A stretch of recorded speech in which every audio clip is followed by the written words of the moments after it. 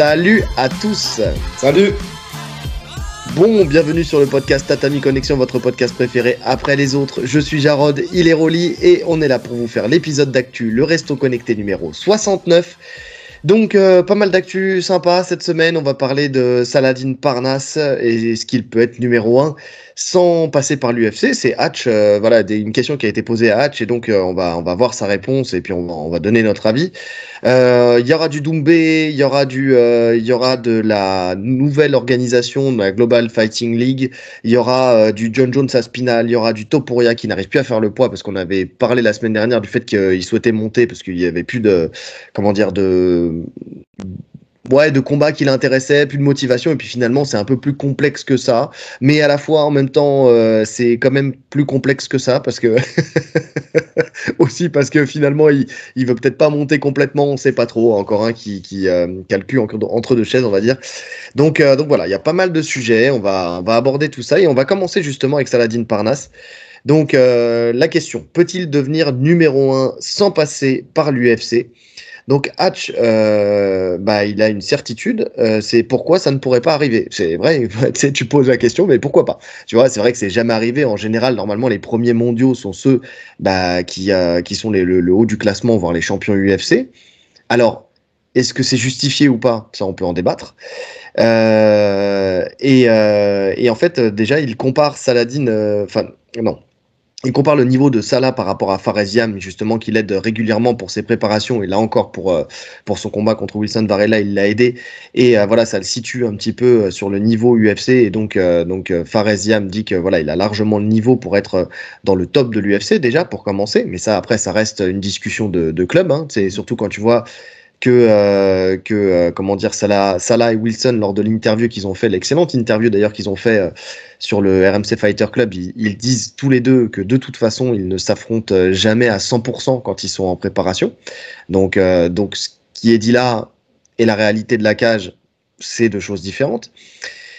Il parle aussi du fait qu'il y a des passerelles entre le KSW et le Rising, et donc il espère encore toucher plus de monde un jour s'il arrive à aller battre d'autres talents justement du Rising. Et puis n'oublions pas que en plus de ça, on voit en ce moment qu'il y a un rapprochement Rising-UFC, donc tu sais, potentiellement une passerelle peut en amener une autre. Donc à voir, peut-être qu'il passera quand même par l'UFC à l'avenir. Et puis voilà, ils veulent montrer qu'il est au niveau top 10 minimum, mais vraiment top 10 minimum, voire largement, top 1, tu sais, comme quoi ça serait le meilleur, parce qu'ils en sont convaincus, et on peut en être convaincu aussi, hein, c'est, chacun voit les critères qu'il veut, mais on peut en être convaincu. Donc voilà. En fait, il se base aussi sur le fait, tu sais, qu'il se base sur le fait qu'il s'appuie sur le fait qu'il n'y a pas si longtemps que ça, il n'était pas connu du grand public, mais qu'aujourd'hui, grâce au 6 avril, le chaos qu'il avait mis, à Paris, il est connu depuis depuis par beaucoup plus de monde. Mais en même temps, là, on parle d'un public français, tu vois. C'est vrai qu'il n'était pas reconnu à sa juste valeur en France. Aujourd'hui, c'est le cas. Maintenant, est-ce que ça a un retentissement international ? Je sais pas. En tout cas, sur le sol français, c'est sûr que ça en a eu un. Et puis voilà. Et puis après, juste pour finir, et puis après on rentrera dans le débat, mais il parle de ce qui les a motivés une dernière fois. C'était l'argent, hein, comme d'habitude, et il le dit à chaque fois, et c'est à juste titre. Comme quoi, il était payé aujourd'hui comme un top 3 UFC. Donc c'était en deux combats et demi, il pouvait toucher le million à chaque fois. Donc c'était une bonne motivation, ça plus le respect de l'organisation. Donc voilà, l'UFC c'est une chose, mais c'est pas tout. Il faut vivre et donc voilà, c'est vraiment ça. Ouais. Qu'est-ce qu'on en pense de ça ? Je pense qu'il a raison dans ce qu'il dit. Déjà, la vraie question, c'est qu'est-ce qui nous dit qu'il n'est pas déjà numéro 1 ? En fait, chaque champion de chaque organisation, à partir du moment où il ne s'affronte pas, personne peut dire qui est le meilleur, tu vois. C'est juste qu'actuellement, l'UFC est le leader. Donc, tous les yeux sont rivés sur l'UFC. On a décidé que l'UFC, c'était les meilleurs mondiaux. À partir du moment où il n'y a pas d'échange entre... tu vois, par exemple, là, il y a eu l'échange entre le champion du Rising et le combat contre Pantoja, là, on peut faire une hiérarchie. Là, on a vu qui était le plus fort. Mais au-delà de ça, tant qu'il n'y a pas de rencontre, personne ne peut dire quoi que ce soit. Alors, est-ce qu'il peut devenir le numéro 1 ? Oui, à partir du moment où le KSW, si on parle uniquement du KSW et du fait qu'il y reste, à partir du moment où le KSW deviendra plus gros que l'UFC, il sera considéré comme numéro 1.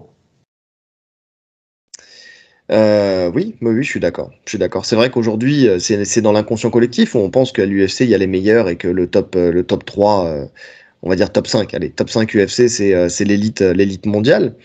Maintenant, tout dépend en fait, effectivement, de qui signe où et quand et quoi et comment, tu vois. C'est vrai que ça change tout. C'est En fait, on est sur de la légende urbaine, tu sais. C'est vrai, on en est là en fait finalement. C'est l'organisation de l'UFC est tellement montée et a tellement pris d'ampleur qu'aujourd'hui on est persuadé que toute personne qui signe à l'UFC est meilleure qu'une autre. Dans les faits, on le voit. Alors, il y a des choses qui nous font dire ça aussi. Hein, tu vois, t'as des mecs qui, par exemple, n'ont pas performé à l'UFC et puis ils vont au PFL et puis ils deviennent champions. Tu vois, on a des exemples. Donc effectivement, ils se sont cassés les dents, à l'UFC avant.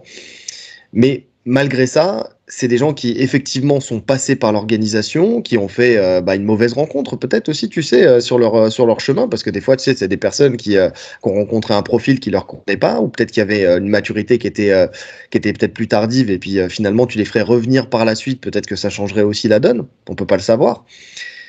Et puis, il y a toutes les personnes qui, effectivement, n'auront jamais passé les portes de l'UFC. On pense aussi toujours au KSW. Alors, j'ai pas son nom, je m'en souviens jamais de son nom, mais celui qui était payé 1 million par combat. Tu vois, si jamais il avait été à l'UFC, on ne sait pas ce que ça aurait donné. Tu vois, est-ce qu'il aurait fini champion ou pas? Tu sais, t'as des profils comme ça qui, pour des choix personnels, n'iront jamais dans cette organisation-là, que ce soit pour des questions financières, que ce soit pour des questions je sais pas moi, d'éthique, de facilité aussi. Peut-être que c'est plus facile pour eux de rester sur un continent plutôt qu'un autre. Donc, dans ces moments-là, tu vois, tu peux pas savoir. Tu prends Dimitrius Johnson, qui a roulé sur tout le monde à l'UFC, il a connu la défaite au One, tu vois. Même si après il est revenu et il a eu encore un second souffle. Mais il a connu la défaite au One, ce qu'il n'avait pas forcément véritablement connu à l'UFC, puisque la défaite qu'il a eue contre Henri Cerudo, on sait que voilà, c'est une défaite, mais voilà, elle est litigieuse. Dans le cas inverse, tu as Dricus qui était au KSW, qui est champion de l'UFC actuellement, tu vois. Donc Par en fait, exemple. au niveau, tant que le combattant ne fait pas la transition, c'est quasi impossible. Et d'autant plus que on peut même pas, même si on le répète que le MMA c'est pas des maths, mais comme c'est des adversaires complètement différents, on peut même pas jauger par rapport aux adversaires qu'ils rencontrent. Oui, je suis d'accord.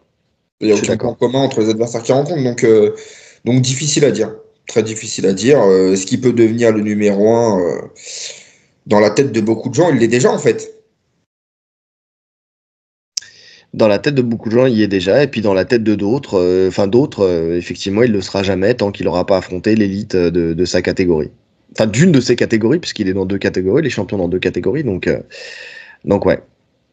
Mais c'est vrai hein, que même nous, tu sais, on se dit, tu vois, il y a eu, il y a pas si longtemps que ça, quelqu'un qui a fait triple champion, lui, il avait voulu le faire, mais triple champion au One, et on se disait, oui, d'accord, mais c'est au One, tu vois. À l'UFC, ça serait une autre histoire, ça serait plus compliqué. Mais en vrai de vrai, on peut pas le savoir. À des doubles champions à l'UFC, ça veut dire que ces mecs-là sont vraiment intouchables de chez intouchables. Je crois que les règles du cutting déjà au One elles sont différentes. Oui, non mais il y a ça aussi. Mais tu vois ce que je veux dire, c'est-à-dire que en vrai de vrai, on peut, comme tu le dis depuis tout à l'heure, on peut pas le savoir. Maintenant, c'est d'un point de vue, alors inconscient collectif, effectivement, il y en a qui pensent déjà que c'est le premier. Maintenant, après, il y a les chiffres, les réels chiffres, tu vois, les vrais classements, les Fight Matrix ou ce genre de choses. En fonction des critères, je sais pas si, il faudrait regarder si potentiellement il pourrait l'être, tu vois, tu sais, dans les critères qui sont sélectionnés pour être premier d'un classement ou pas. Ouais, c'est ça le truc. Et encore une fois, Fight Matrix, ça reste biaisé, puisque ça met l'UFC en tant que leader, automatiquement. Oui. Sur quoi tu te bases pour comparer deux mecs d'une autre orga? C'est pas possible. Ouais. Non, en fait, il est numéro 1, peut-être qu'il l'est. Chacun a son avis sur ça. Maintenant, en fait, la différence quand tu es champion de l'UFC, c'est que tu es numéro 1 médiatique aussi, en fait. Au-delà du niveau, Ouais. c'est médiatiquement que tu es numéro 1. Ce qui serait intéressant, c'est de regarder. Enfin, je sais pas si le classement de Fightman, j'ai un trou de mémoire, s'il est basé que sur l'UFC ou s'il est basé sur le MMA ou s'il est transposable sur tout le MMA, tu vois, mondial. Je crois que c'est l'UFC. Je crois qu'ils font les tops, Je crois que c'est l'UFC ils aussi. font le classement UFC. Ce qui pourrait être intéressant, c'est qu'il soit reconnu Et ça, je pense que c'est le cas, et en tout cas, ça l'est de plus en plus, mais déjà le numéro 1 sur tout le continent européen. Tu vois que les gens de toute l'Europe qui sont habitués à le voir combattre disent qu'il est le numéro Oui, oui. En tout cas, jusqu'à la prochaine, jusqu'à son prochain combat, 1. Ouais, qui arrive samedi d'ailleurs. qui arrive vendredi. C'est vendredi? C'est vendredi 20. Putain, heureusement que tu me le dis. Et oui. Ah bah Et c'est je le demain. sais C'est demain. ouais. Parce que effectivement, sur Actu MMA, il y a marqué samedi 20. Et en Ah, je fait, suis donc tu tellement habitué choisis à entre. regarder des événements le samedi. Ah bah parfait, demain, ok.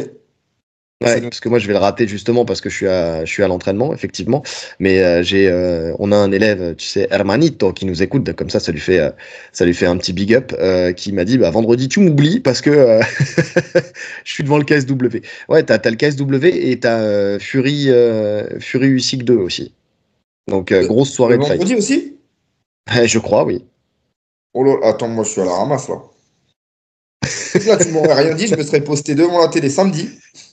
Ouais. Non parce que Ouais, t'aurais vu j'aurais les vu les résultats sur les résultats. réseaux sociaux, mais bon, Ah, j'aurais eu le seum. vérifie, mais je crois bien que c'est vendredi. Ouais, Ouais. je regarderai ça après. Donc ouais. En tout cas, oui, bah oui, parce qu'il affronte Wilson Varela là, au KSW 101 à la Défense Arena. Donc, ce duel franco-français, cet énorme duel franco-français, c'est dans les pourparlers pour savoir est-ce que c'est le plus gros combat d'ailleurs franco-français de l'histoire. Euh, alors, médiatiquement, non, je pense pas. Parce que effectivement, médiatiquement, je pense qu'un Doumbé Baki a fait plus de bruit. Par contre, en termes d'adversité, c'est possible, en tout cas dans l'ère moderne, c'est possible que ce soit le plus gros. Je sais pas. Je sais pas. Moi, j'ai fait ma petite analyse de mon côté, tu vois. Après, ça vaut ce que ça vaut. Mais je vois pas le combat si serré que ça, en fait. Je vois pas le Tu combat penses ça serré du tout, en là fait. Ouais, je pense que ça va pas faire un pli. En fait, tu sais, ça me fait penser au combat qu'il y a eu à l'UFC, justement, entre Pantoja et le japonais. ouais, Où ils nous ont tellement hypé qu'on a réussi à croire que ça. Il y a un danger de toute façon, il y a un danger debout. Parce que Wilson debout, c'est très très fort et ça cogne dur. Mais je pense que le différentiel de niveau au sol, il est beaucoup trop grand. Et en plus, Salah, c'est un mec qui soumet, tu vois, il soumet très bien, il est très fort au sol. Donc moi, je vois le différentiel de niveau sur cette partie du combat, en lutte et au sol, faire toute la différence dans le combat. Si Salah, il vient ouais. avec un bon game plan, et de toute façon, c'est quelqu'un de discipliné, hein, s'il vient vraiment pour appliquer son game plan, prendre zéro risque, amener au sol et soumettre, pour moi, ça fait pas un pli. Ouais, écoute, j'entends les arguments. Je peux pas te dire parce que j'ai pas eu le temps ni pris le temps de l'analyser. Donc oui, effectivement. Après, moi, j'aime à croire que ça va être un combat, tu sais, quand même qui va être disputé et qu'on en aura pour nos yeux et notre argent, enfin pour ceux qui vont payer du moins. Mais en tout cas, ouais, non, j'aime à le croire. Maintenant, on verra ça vendredi. Mais c'est vrai que Salah est très complet. C'est-à-dire qu'il fait du vrai MMA et depuis longtemps, il a une grosse expérience, une énorme expérience. Donc, et puis il est en pleine confiance. Les deux, tu me diras, sont en pleine confiance. Mais bon, effectivement, comme ça, sans analyse, effectivement, je vois une victoire de Salah aussi. Pas de Salah ou Salazar, enfin, on verra ça tout à l'heure, quoi. Mais ah, Booba, on va parler de toi aussi. Ah, j'ai oublié de vous dire, on va parler de Booba, bien sûr. Donc ouais, non, c'est sûr. Écoute, en tout cas, ouais. Et la question, de toute façon, on l'a dit, on en a parlé avant de rester un petit peu sur cet événement-là et de parler des Français là qui vont participer au KSW 101. Euh, les classements, on en a parlé plein de fois. De toute façon, ils n'ont de valeur que celle qu'on leur donne. Donc bon, c'est comme les awards, tu vois, c'est pareil. C'est chacun voit midi à sa porte, chacun voit ce qu'il a envie de voir et selon ses attentes. Donc il y aura toujours des gens qui seront d'accord avec les classements, pas d'accord avec les classements, et ça on peut rien y faire. Donc oui, on débat sur le fait que effectivement est-ce qu'il pourrait être premier. Après en soi, si vous avez décidé vous et nous, ou peut-être pas nous, et peut-être pas vous, qui sera premier ou non. Qu'il est premier, bah, il euh, est déjà premier en fait. voilà, c'est tout, hein. Si vous estimez qu'il éteint toute sa KT à l'UFC, bon bah, il y a rien à dire. Il y a rien à dire. On en est là. Qu'est-ce que je voulais dire? D'ailleurs, en parlant des awards, juste, je fais un petit update parce que je me suis planté. Pourtant, je vérifie toujours les dates. Mais j'ai mis la soumission de Diego Lopez qui est là sur ces awards-là. Mais le problème, c'est qu'elle datait de 2023. Je me suis trompé. Je sais pas pourquoi je l'ai vu à l'UFC 300 alors que c'était pas du tout le cas. À l'UFC 300, il était contre Sodiq Youssouf. Il a mis le KO. C'est contre Sodiq Youssouf à l'UFC 300? Alors attends, merde, je me serais encore trompé? Non, il n'est pas contre Sodiq Youssouf à l'UFC 300. Ça remonte avant, hein, Sodiq Youssouf. Ça remonte plus loin. Attends. Alors attends, je me suis encore trompé. Mais il était à l'UFC 300, c'est sûr. Ouais, il est pas c'était contre qui? Me serais-je encore trompé? Putain. Je dis ça tout de suite. Ça y est, Sherdog. Non, si, Sodiq Youssouf, UFC 300. Ah, quand même. Putain. Dans ma tête, c'est plus vieux. Bah, en fait, c'est pas ça, c'est qu'entre-temps, il a encore combat contre Danny Gay et il a combattu contre Brian Ortega. Donc, c'est pour ça, en fait. Tu penses que c'est plus vieux, mais parce qu'il a enchaîné derrière.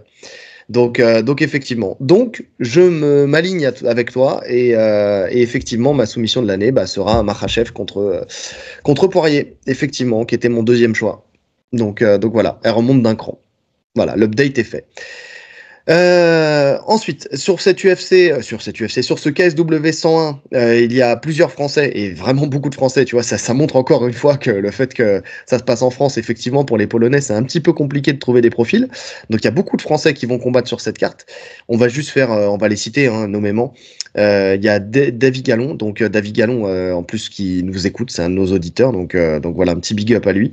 Il y aura Laïd Zerouni, il y aura Romain Debienne qui va affronter Mickaël Lebou, Alex Lohoré, Ramzat Jambiev qui va affronter El Hadj Ndiaye, donc c'est pareil, El Hadji qui s'entraîne chez nous de temps en temps, que j'adore, donc force à lui. Alioune Nahaï qui va combattre, Fabien Xabidi qui va combattre, Nassim Belwachi, Amaury Wakozabo et Zakaria Amou. Voilà l'ensemble des Français qui vont combattre sur cette carte, si je n'en oublie pas. Donc force à eux, j'espère qu'on va revenir avec un carton plein, bon, à part quand c'est des duels franco-français, mais en tout cas voilà, et profitez bien si vous êtes là-bas, en tout cas amusez-vous bien, ça va être sûrement un bel événement, donc franchement c'est top. De toute façon, le côté chaud du KSW, on sait que ça en vaut la peine. Exactement. On va passer du KSW au PFL, on parle de combattants français et donc le visage français du MMA. Il y en a un qui est sûr de l'être, c'est Cédric Doumbé.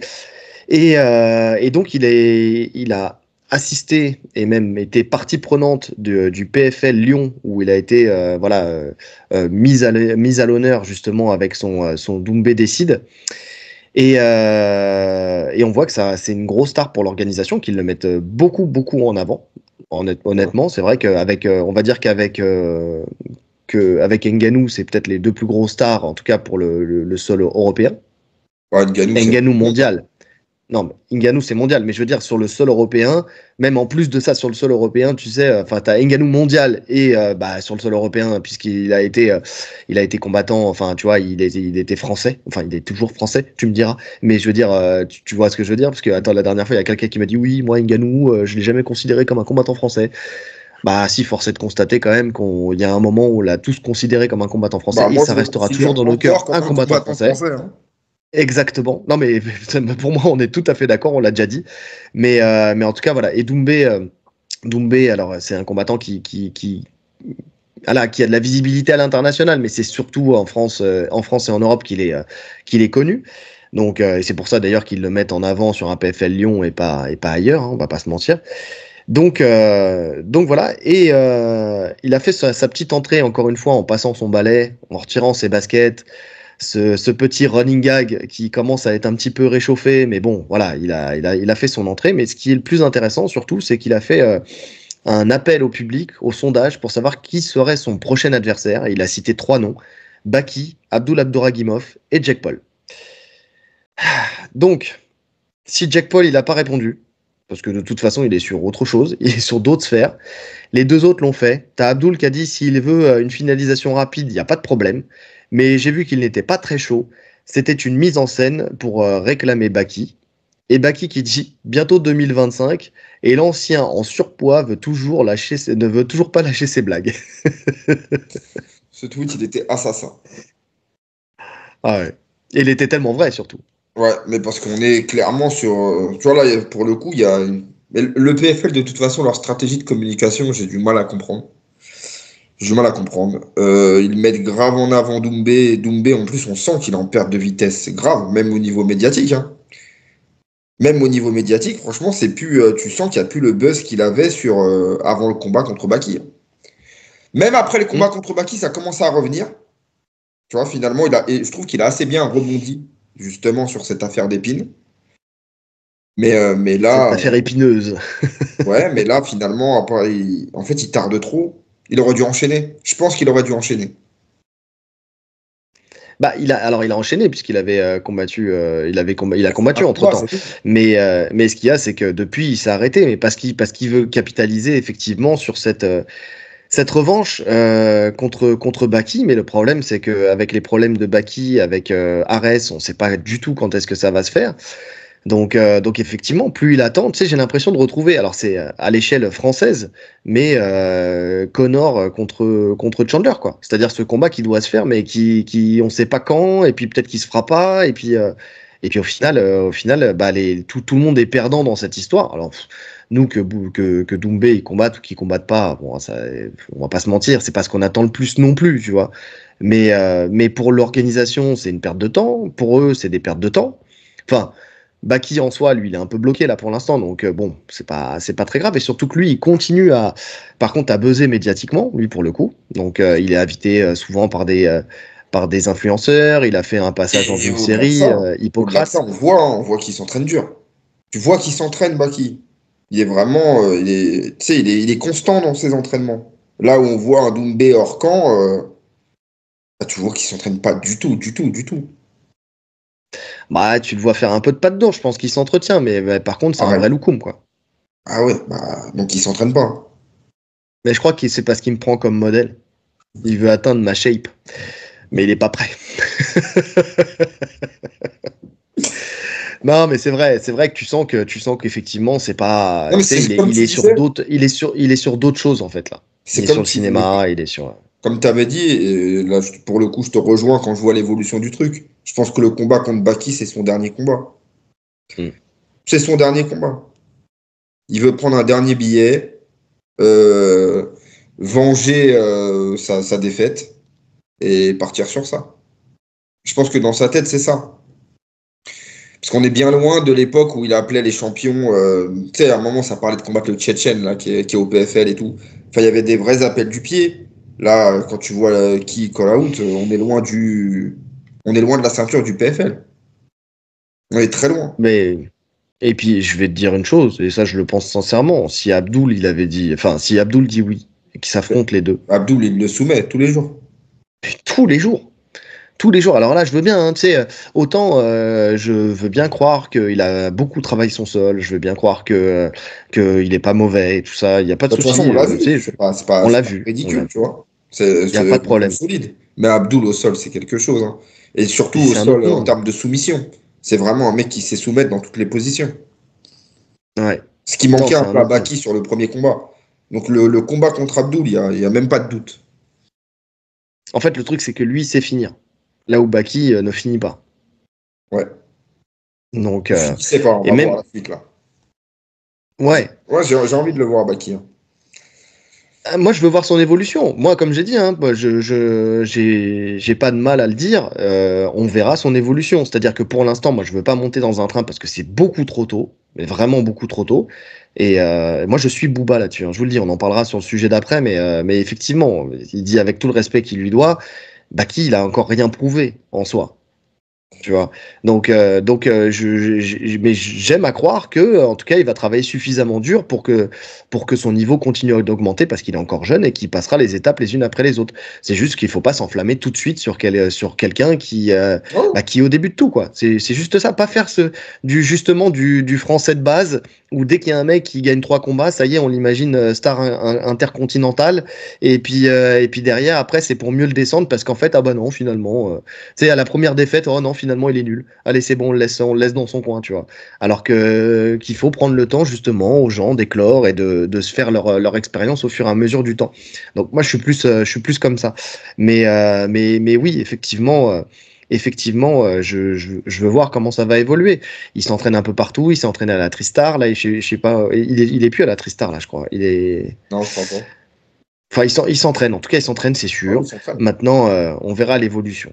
On verra l'évolution. Mais pour l'instant, voilà, il n'y a rien qui me fait dire que, comme je l'ai déjà dit, qu'il finira champion UFC. C'est pas maintenant que je peux le dire. On peut le prévoir pour personne. C'est pour ça que je te dis, j'ai hâte de voir le prochain. Moi, je veux voir la revanche. Hein. Moi, je t'avoue que la revanche, elle me hype. Hein.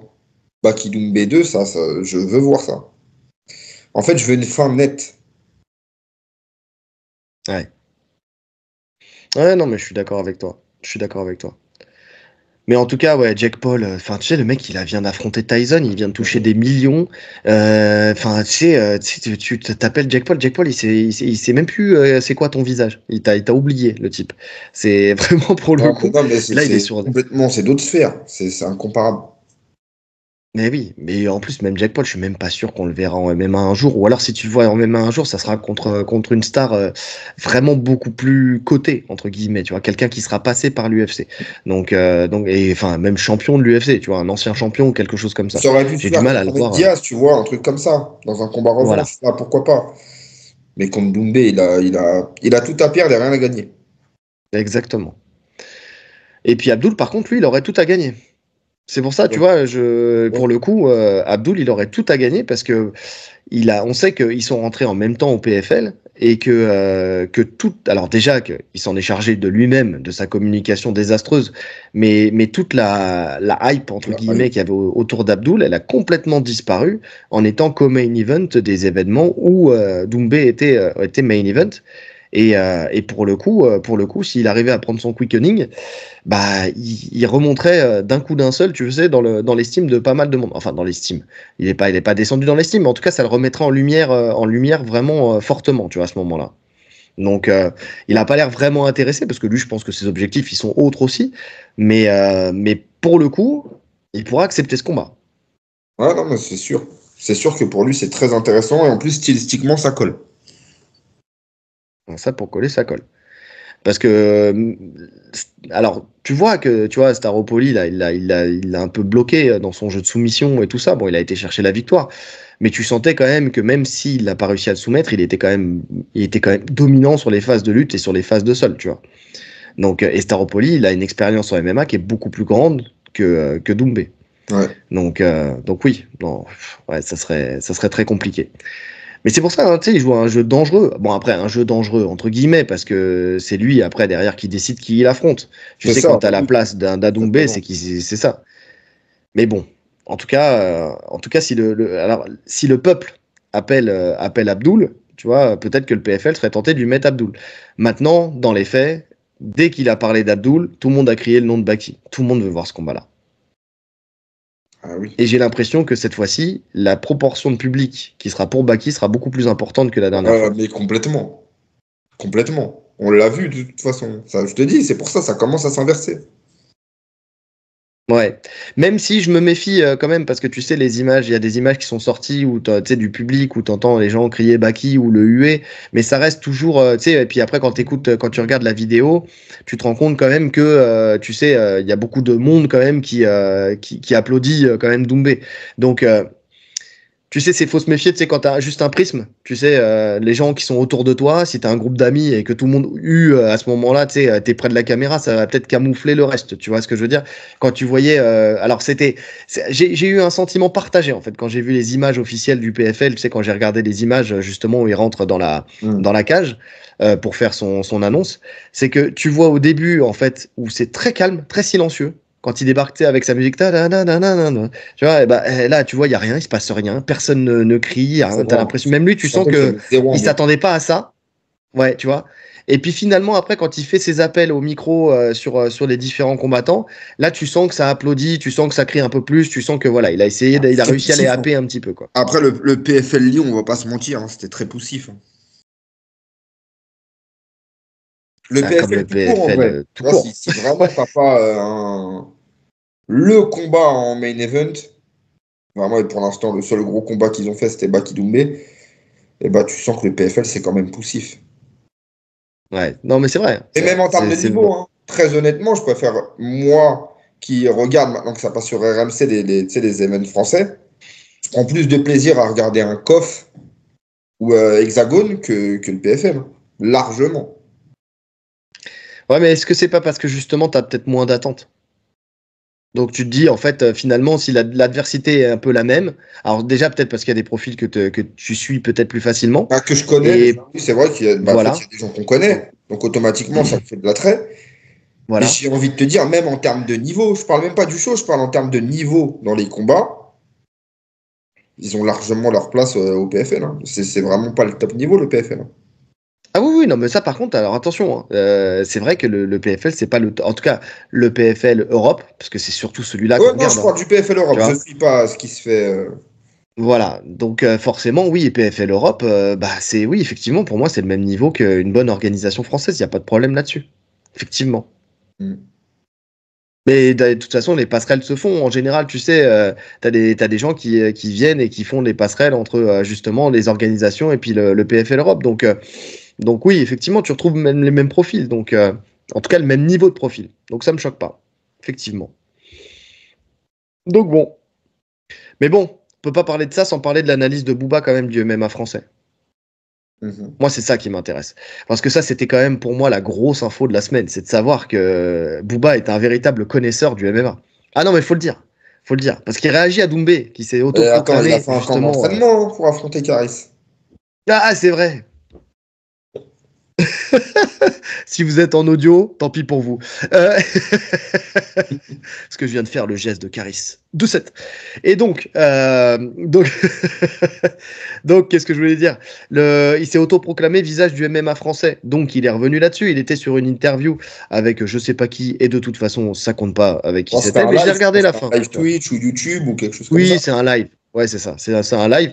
Bon, ça se laissait regarder. Hein. Tu sais, c'était très détente. Ils étaient tous les deux là, assis sur des chaises de Ça se bureau fait là. beaucoup ces formats. Moi, j'aime bien ces formats. Bah J'aime ouais, beaucoup ces ouais. formats. Franchement, quand le sujet est intéressant et que l'invité est intéressant, ça parle pendant longtemps, ça rentre dans plein de sujets. Moi, j'aime bien. C'est détente. Et tu sais ce que j'aime, c'est qu'en fait, comme c'est justement détente, les gens se relâchent un petit peu et Bah, tu donc te des fois, livres. bah, ils Tu abordent te des livres sujets. beaucoup dessus. Ouais, c'est ça. Et puis Booba, c'est un bon client pour ça, donc ça c'est très bien. Maintenant, j'ai pas tout regardé, j'ai regardé à partir du moment qui m'intéressait et puis après j'ai laissé courir pendant que je prenais mes notes. Justement, j'ai laissé courir la suite, donc voilà, je trouvais ça sympa. Et en fait, il dit quand tu fais une reconversion dans le MMA et que tu t'autoproclames champion, t'as affronté personne encore.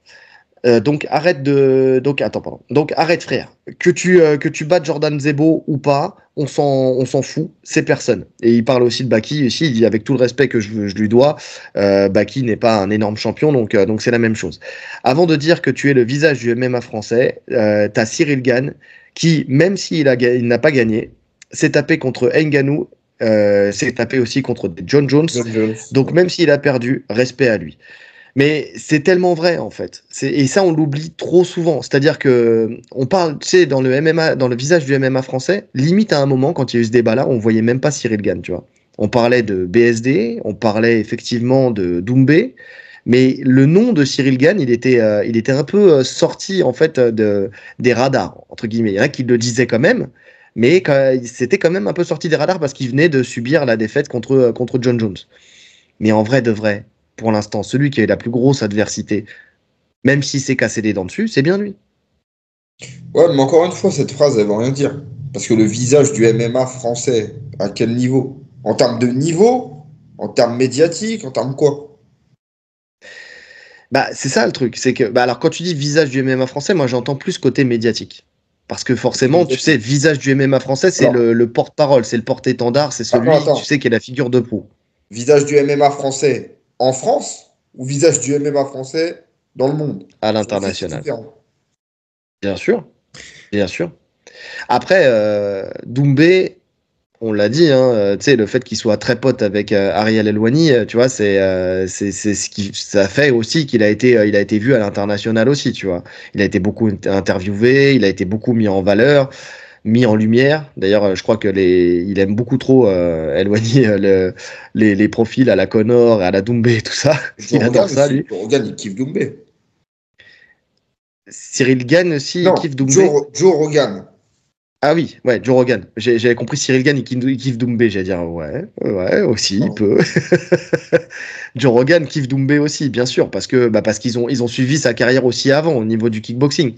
Donc il a été beaucoup mis en avant quand même, peut-être même plus qu'un Cyril Gane. Maintenant, Cyril Gane, il n'a pas eu besoin forcément d'être mis en avant, puisqu'il s'est mis en avant tout seul, en fait, tout simplement. En fait, pour moi, on est sur deux trajectoires complètement différentes où t'as des mecs comme, je sais pas moi, Cyril Gane, Benoît Saint-Denis, même Manon Fiorot, tu vois, qui eux brillent par leurs résultats sportifs Mhm. sur une longue période. Et t'as Doumbé qui brille par étapes, en fait, sur du buzz. Et on le voit, tu vois, ça veut dire que quand il a l'annonce d'un combat, son buzz, il va commencer à monter. Et puis, dès que le combat est passé, ça redescend. Tu vois, il sort de la tête des gens, en fait. Il monte et il descend. Après, c'est ce qu'il veut, hein, Doumbé, hein. Je pense que c'est ce qu'il veut. C'est ce qu'il recherche. Il veut pas faire de vieux os. Il a bien compris que, de toute façon, il sortira pas du PFL. Tu vois, donc tout ce qu'il disait avant, faut l'oublier, les combats à l'UFC et tout. Il va rester au PFL, il est là pour prendre son billet, et puis il y a sa reconversion qui arrive derrière. Ouais. Ouais, et tu l'as dit, en fait, ça descend. Pourquoi? Parce qu'il n'a pas les lignes sur le CV qui vont avec, en fait. Le truc, c'est ça. C'est qu'un Cyril Gane, qu'il soit là ou qu'il soit pas là, il restera toujours un champion intérimaire. En fait, tout simplement. Il a cette ligne sur son CV. Il Ouais. a touché la ceinture de l'UFC, même si c'est pas la ceinture undisputed. Il a quand même touché la ceinture. Hein. Il l'a ramené en France. Le premier à Même, avoir ramené une ceinture UFC en France, même si il a elle est quand même, intérimaire, c'est lui. il a quand même battu tout le monde. Enfin, hormis ses deux défaites, le mec a battu toute la KT quasiment. Tu C'est vois, vrai. et dont d'anciennes légendes. Donc, Oui, non, c'est pas comparable. C'est pas comparable. on est d'accord. Donc, tu vois, Booba, honnêtement, respect à lui, hein. Belle analyse, belle analyse. Bon, par contre, il a un problème. Il est comme moi, il a un problème avec les noms. Enfin, un vrai problème. Parce qu'entre Salazar, on l'a dit tout à l'heure, et puis Et l'autre, le belge, Saladin, là, son nom, il commence par un H. Il était à deux doigts de dire Haribo, le type. il a mis un Il chaos avait la dalle, sale, d'ailleurs. il voulait des bonbons. Qui a mis un chaos sale, justement, au PFL, oui, au PFL Lyon. Donc ouais, c'est vrai que ce crochet-là qu'il a mis sur un adversaire qui est venu s'empaler tout seul dessus, c'était magnifique. C'était magnifique. Et il a montré beaucoup de maturité en plus. Enfin, tu sais, même dans son discours de fin et tout, enfin, beaucoup de maturité, tu vois. Autant je suis pas non plus trop dans le train à Birora, mais j'ai bien aimé son combat et j'ai bien aimé le personnage là, tu sais. Donc j'aime bien mon coach Moi, sera pas d'accord, c'est mais des profils que je suis, tu vois. C'est pas une question de train. Moi, je suis dans le train, comme on l'a dit, hein. Moi, je suis pas dans les trains, j'attends que des confirmations. Mais en tout cas, quand il combat, Patrick Abirora, je regarde ses combats. ouais. Mais ça Il fait a, partie des noms comme ça voilà, qui il se a créé de détachent. l'intérêt. Il a réussi à Ouais. créer de l'intérêt. Et puis, tu sens qu'il progresse en plus. Donc, la question, c'est jusqu'à où il peut aller. Non, je suis d'accord. Je suis d'accord. Effectivement. Par contre, encore une fois, c'est la question, c'est est-ce que avec le PFL, j'ai l'impression que c'est un pari un peu risqué C'est de un seul signer au combat, il me PFL. semble, hein. Il me semble qu'il a Hein? signé pour un seul combat. Peut-être, je sais pas, mais en tout cas, je parle plus en général. Tu sais, le PFL, là où j'ai l'impression que c'est un pari un peu risqué, parce que j'ai l'impression, tu sais, que comme il y a un bisbille entre l'UFC et le PFL, que par principe, tu sais, Dana White choisirait des personnes d'une autre organisation, enfin Dana White, en tout cas l'UFC, choisirait des gens en priorité d'autres organisations plutôt que ceux du PFL. Je sais pas, j'ai pas de nom en tête véritablement de gens Bah, qui pour l'instant tu ont, peux ont pas avoir signé, de quoi. nom, puisque de toute façon, il signe plus personne, Dana White. Je crois, il y avait un chiffre qui était sorti, mais je crois que c'est 90% des gens qui rentrent, c'est par les contenders. Tu vois, il y a quasiment plus de signatures hors ça. Ouais. Après, je te dis ça, il y a Kayla Harrison, hein, qui a débarqué. En fait, je dis j'ai un nom, mais oui, il y en a un qui est tout fait. On en a parlé pendant, Ouais, ouais, pendant les awards. parce qu'il y avait Kayla un Harrison. intérêt. Il y avait un vrai intérêt pour l'UFC. Ils ont pris leur Prochaine Ditcheva. star. Hein. C'était leur star, Kayla Harrison. Une star américaine en plus. Ouais. Ouais. Prochaine Ditcheva, et là, on est au top, là. Ouais. Ah oui, Ça serait j'aimerais top. bien voir ça. Ah, mais je crois qu'on est plus d'un à vouloir voir ça. Ça, c'est clair et net. Donc ouais. Mais en tout cas, ouais, Booba, il m'a fait rire. Il m'a fait rire parce qu'il était en train. Alors ça a pas duré longtemps en fait. Finalement, tu sais, ça a fait un buzz, mais le moment où il parle de MMA, en fait, il dit voilà qu'il aime ça. Ce que j'ai aimé, c'est qu'il disait qu'il connaissait, tu sais, depuis longtemps justement Doumbé. Mais tu vois, il arrive à se détacher de ça, dans le sens où il le suit depuis le kickboxing et tout ça. Mais il dit voilà, moi je suis un sportif. Je suis un compétiteur et donc au-delà du blabla, en fait, il faut des actes et il faut des lignes sur le CV. En fait, il disait exactement ça. En fait, tu te rends compte que ses attentes, c'est les mêmes que les nôtres, quoi. C'est ne parle pas, va, grimpe, fais les matchs dont tu as, enfin, ou en tout cas, fais les matchs rêvés et puis après, une fois que tu seras là, tu pourras dire si t'es le visage. Et d'ailleurs, de toute façon, c'est pas à toi de le dire. Les gens pourront dire si tu es le visage du MMA français ou pas. Ouais. Ouais, mais encore une fois, c'est. Là, il est même plus dans de la provoque en disant ça, je pense, Doumbé. Parce qu'il a re-signé justement suite à cette interview, en gros, en story, je suis le visage du MMA français. Tu vois, pour faire réagir. Et ça fonctionne. On en parle. Exactement. Ah, il a raison. En fait, c'est vraiment lui le visage. Il nous a tués. Il est en train de nous hacker, en fait. Il hack notre cerveau. Là, quel est notre cerveau. Non, mais c'est très drôle. Non, par contre, mention spéciale, je te dis, à l'humour de Booba. Franchement, j'ai kiffé quand il parle de la natation aussi et de Léon Marchand. Alors, j'aime bien parce que ça fait polémique, soi-disant qu'il y a beaucoup de gens qui sont outrés. Ah, ça va, ça va. La vanne, elle était quand même très drôle. T'as un champion de natation qui s'appelle Marchand. J'ai pas regardé ça. Mais moi, Booba, son humour, tu sais, c'est sec. Mais oui, mais on C'est, adore. il me tue. Franchement, il me tue.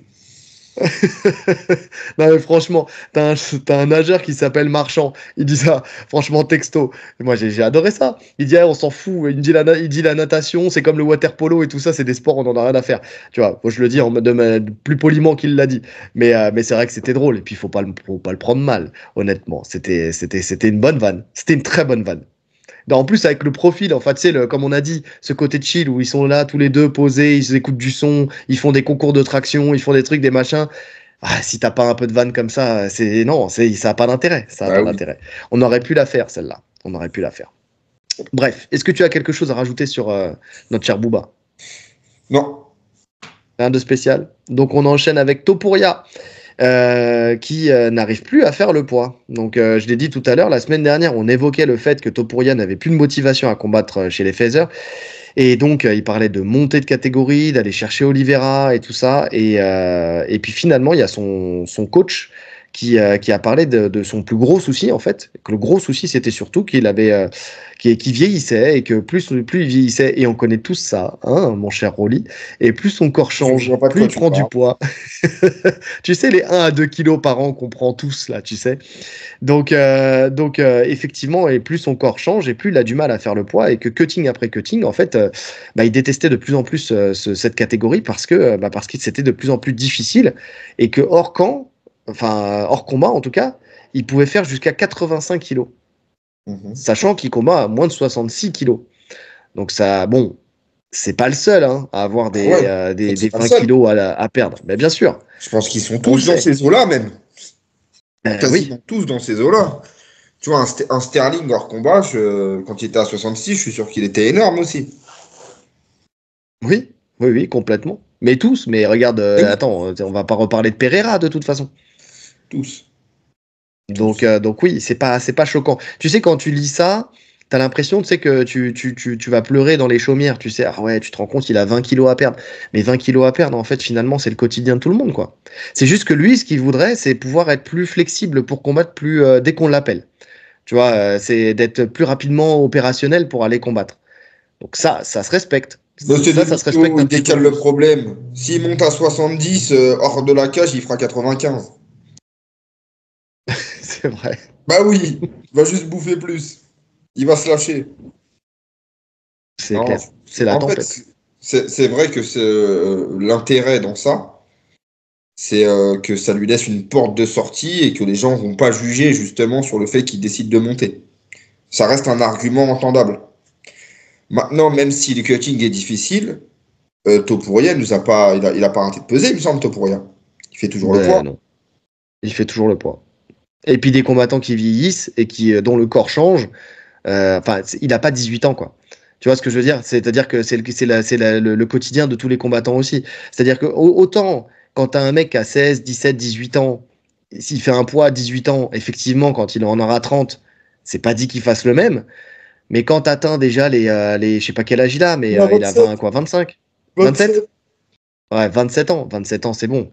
Faire ton poids à 27 ou ton poids à 30, on va pas se mentir, ça va pas changer, ça change pas la face du monde, quoi. Ouais, bah ouais. Donc, surtout quand t'es un sportif de haut niveau et que tu gères quand même ta diète régulièrement. Enfin, tu vois, tu sais que tu remontes jamais non plus à outrance, à moins d'avoir un problème de santé. Mais ça, c'est encore autre chose. Ouais. Ouais. D'ailleurs, il y a son frère, hein, Topuria, qui va faire ses débuts à l'UFC, là, début 2025, il me semble. Justement Mhm. dans cette KT. Parce qu'ils sont dans la même KT. Ouais, oui, oui, mais comme il a parlé de prendre sa retraite à 30 ans, tu sais, le temps que lui il monte, tu vois, il a le temps de faire encore quelques combats, tu vois, il n'est pas dans l'urgence de changer de catégorie non plus. Ouais. Ouais. Puis Écoute, faut-il que son frère atteigne ce niveau-là aussi, tu vois, parce que c'est sûr. visiblement, c'est pas le meilleur des deux frères. Ah, je sais pas, j'entends différents sons de cloche. Ah, c'est ce que j'avais entendu, moi, que Je Topuria suis, était meilleur. je suis pas là pour voir, hein. Écoute, on Oui, verra. On verra. l'avenir nous Mais le dira. ouais, je sais pas quoi en penser. Moi, je pense que il a fait une sortie quand même. Peut-être qu'il a préparé le terrain, mais je le vois pas monter tout de suite. Je suis quasi sûr qu'il fera une défense encore. Ah oui, une défense, oui, bien sûr. Mais c'était sur le combat d'après, quoi. De toute façon, ouais, j'étais presque sûr qu'il donnerait au moins ça. Moi, je pense qu'il va donner sa revanche à Volkanovski. Il sait que c'est un combat qui va lui rapporter encore pas mal. Un Volkanovski, parce qu'il y a beaucoup de gens qui vont croire encore en Volka sur le fait qu'il puisse reprendre sa ceinture. Beaucoup de fans. Donc il sait que ça sera un combat qui sera bien médiatisé. Non, je pense qu'il va au moins. Moi, ce que je pense que c'est comme il veut avoir il veut pas perdre sa chance du fait de monter. C'est surtout les profils qui poussent derrière. Donc, C'est pas ça. qu'il a peur. Encore une fois, on se répète, les combattants n'ont peur de personne, sinon ça ne serait pas des combattants. Mais dans la préservation de sa legacy, c'est plutôt ça. En fait, c'est pas perdre, c'est pas peur. On le redit, pas avoir peur d'un combattant, mais peur de perdre une legacy. Et donc là, dans ce cas de figure-là, quand tu vois un mec comme Movsar Evloev qui peut tuer tes plans en fait, juste parce qu'il pourrait aller chercher une décision en fait, tout simplement grâce à sa lutte, bah tu te dis, est-ce que j'ai vraiment envie de prendre le risque de perdre, par exemple, contre lui sur une décision qui serait serrée, Moi, tu je vois, pense ou que oui. Alors, pour le coup, je pense que oui. Je pense qu'il a un tel degré de confiance, Topuria, qu'il se voit rouler sur tout le monde. Comme tous les mecs qui montent invaincus à la ceinture. Moi, je pense pas que ce soit ça le ouais. problème, hein. Pour moi, il se voit rouler vraiment sur tout le monde. Non, je te parle pas de gagner ou de perdre, je te parle de risque pour sa legacy, tu vois. Parce que tu sais, plus t'avances, même si t'es confiant, tu sais, justement, on l'a déjà dit combien de fois sur cette chaîne, quand tu es avec ton zéro et que tu veux le conserver, il y a un moment où, quand même dans ta tête, tu commences à faire des calculs. Et je respecte, tu sais, regarde, quand il y en a qui critiquent John Jones, là, parce que tu sais, moi, il y a un truc que j'arrête pas de lire en ce moment et qui me fait mal à mon petit cœur. Non pas parce que John Jones est sur un piédestal, parce que c'est pas le cas, mais parce qu'en fait, j'estime qu'il y a des combattants qui ont gagné le droit de le faire, tu vois, comme un Topuria pour avoir le droit de le faire plus tard, pas tout de suite, plus tard. Tu sais, quand on dit, ouais, John Jones, il sélectionne ses combattants, il sélectionne ses combats. Mais attendez. John Jones 2024. Oui, d'accord. Il sélectionne parce que, et encore, on en parlera tout à l'heure, mais il sélectionne les combattants parce qu'il a gagné le droit de le faire. Parce que pendant 15 ans, 20 ans, il a affronté tout le monde. Tout simplement. Alors après, on peut me citer un exemple où il y a une fois où il a fait que il a tué un événement parce que voilà et il a annulé au dernier moment. Ok, d'accord. Ok, ça arrivait une fois. Ça arrivait une fois. Mais et puis on sait pas les coulisses du truc, du machin. Mais le mec, il a quand même affronté tout ce qui se faisait de mieux dans sa catégorie pendant X temps. ancienne génération, nouvelle génération, génération du futur, tout ce que vous voulez. Donc, à partir de ce moment-là, tu peux pas dire qu'il choisit ses combats. Aujourd'hui, oui, peut-être, Moi, mais il a gagné le droit. je suis pas d'accord avec toi. Je suis d'accord avec toi si t'es pas champion. Tu vois, un mec qui serait pas champion, un ancien qui voudrait des combats de gala un peu à la Poirier finalement, parce que c'est ce que Poirier fait, hein. Poirier décide de ses prochains combats. Ça, tu vois, il cherche des gros combats Hmm. et puis ça se fait comme ça. Là, ça me dérange pas. À partir du moment où tu es champion, donc tu veux rester dans la course pour le titre, tu prends le contender quand il te prend fin. T'as rien à dire. T'as rien à dire que t'es pas ton propre manager en fait. Tu bosses pour une orga. Il y a un classement, tu prends le classement. Sinon, tu lâches ta ceinture et tu fais des combats de gala. Oui, alors ça c'est oui. Non mais je suis d'accord. Mais tu sais très bien que dans les faits, c'est pas comme ça que ça fonctionne. Tu sais très bien que le manager, il va tout faire pour pour que tu puisses Oui, préserver ta ceinture le plus longtemps possible. Je te parle pas de ce qui devrait être fait. Je te parle de la réalité des choses. oui, c'est la Après, réalité des tu choses. peux Et puis ça, je le l'accepter. renie pas, mais je te dis juste que moi, c'est pas quelque chose que je. Ça, je le pardonne pas parce que c'est John Jones et qu'il a gagné ce droit-là. Non, il n'a aucun droit sur ce point-là. Il devrait Ouais, prendre ce qu'on lui donne en tant que champion. le mot pardonner, il est grand. Tu vois ce que je veux dire?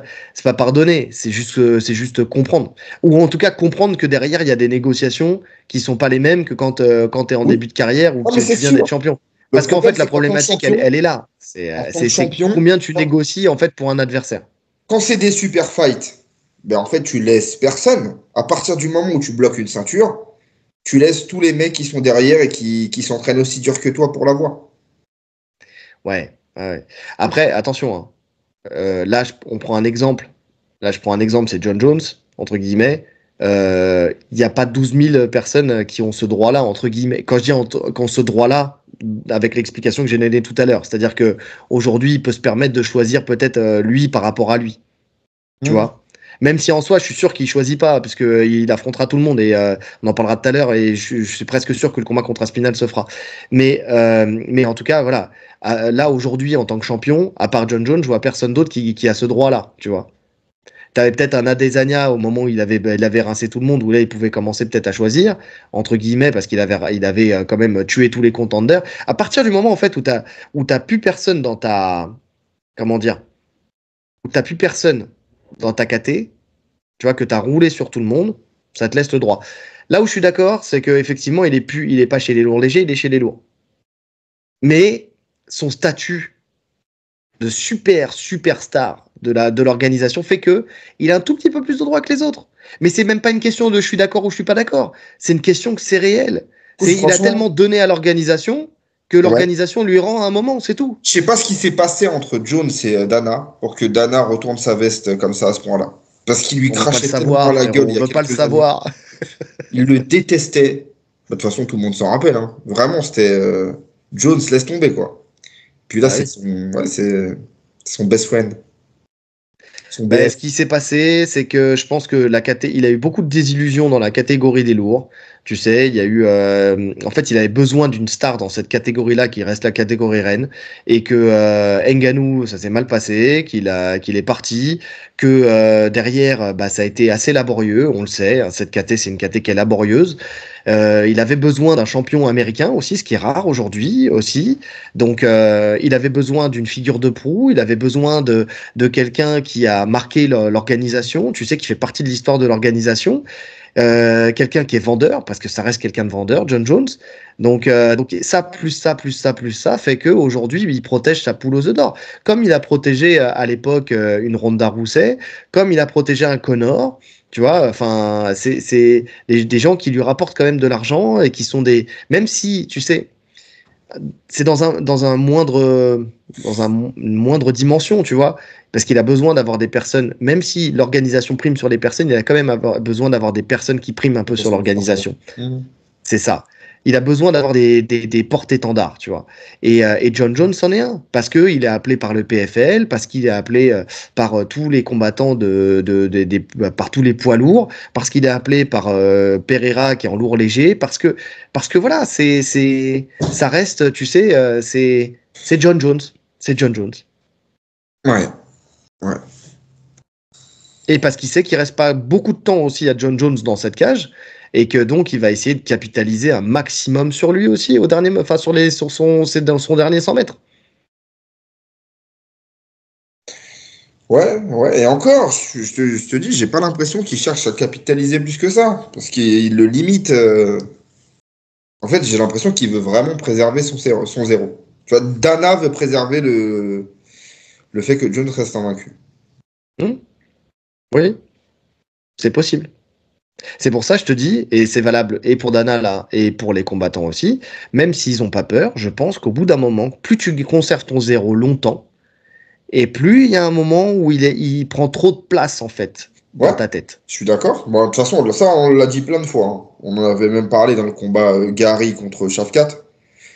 Et tu vas voir que là, j'en suis certain que le fait que Gary ait perdu, cette pression du zéro allait tomber. Il va progresser, ça va être un autre combattant, j'en suis sûr. Là où ça pourra inhiber un Shavkat, tu vois, Ouais. à un moment. Mais comme ça inhibe n'importe quel combattant, je te jure. Et c'est pour ça que même un Topuria, ou même... alors, c'est pas le cas pour Makhachev, parce que lui, il a déjà perdu une fois, Ouais. tu vois. Lui, c'est autre chose. Lui, c'est le poids de Khabib qui est sur ses épaules, tu vois. Lui, c'est encore autre chose. C'est qu'il a besoin de C'est faire même pas quelque de chose de Khabib. plus grand que Khabib. Ouais. C'est même pas de Khabib, c'est de toute la team en fait. Parce que ce qu'ils font, c'est énorme. Tu vois, tu te rends compte que tu as le poids de toute l'équipe sur les épaules. Parce que j'avais vu la stat, je crois, il me semble que sur cette année, c'est 85 victoires pour seulement 4 défaites, la team Khabib. T'imagines? C'est encore beaucoup trop. C'est encore beaucoup trop. Ouais, non mais t'imagines la pression que t'as? Bien sûr. Bien sûr.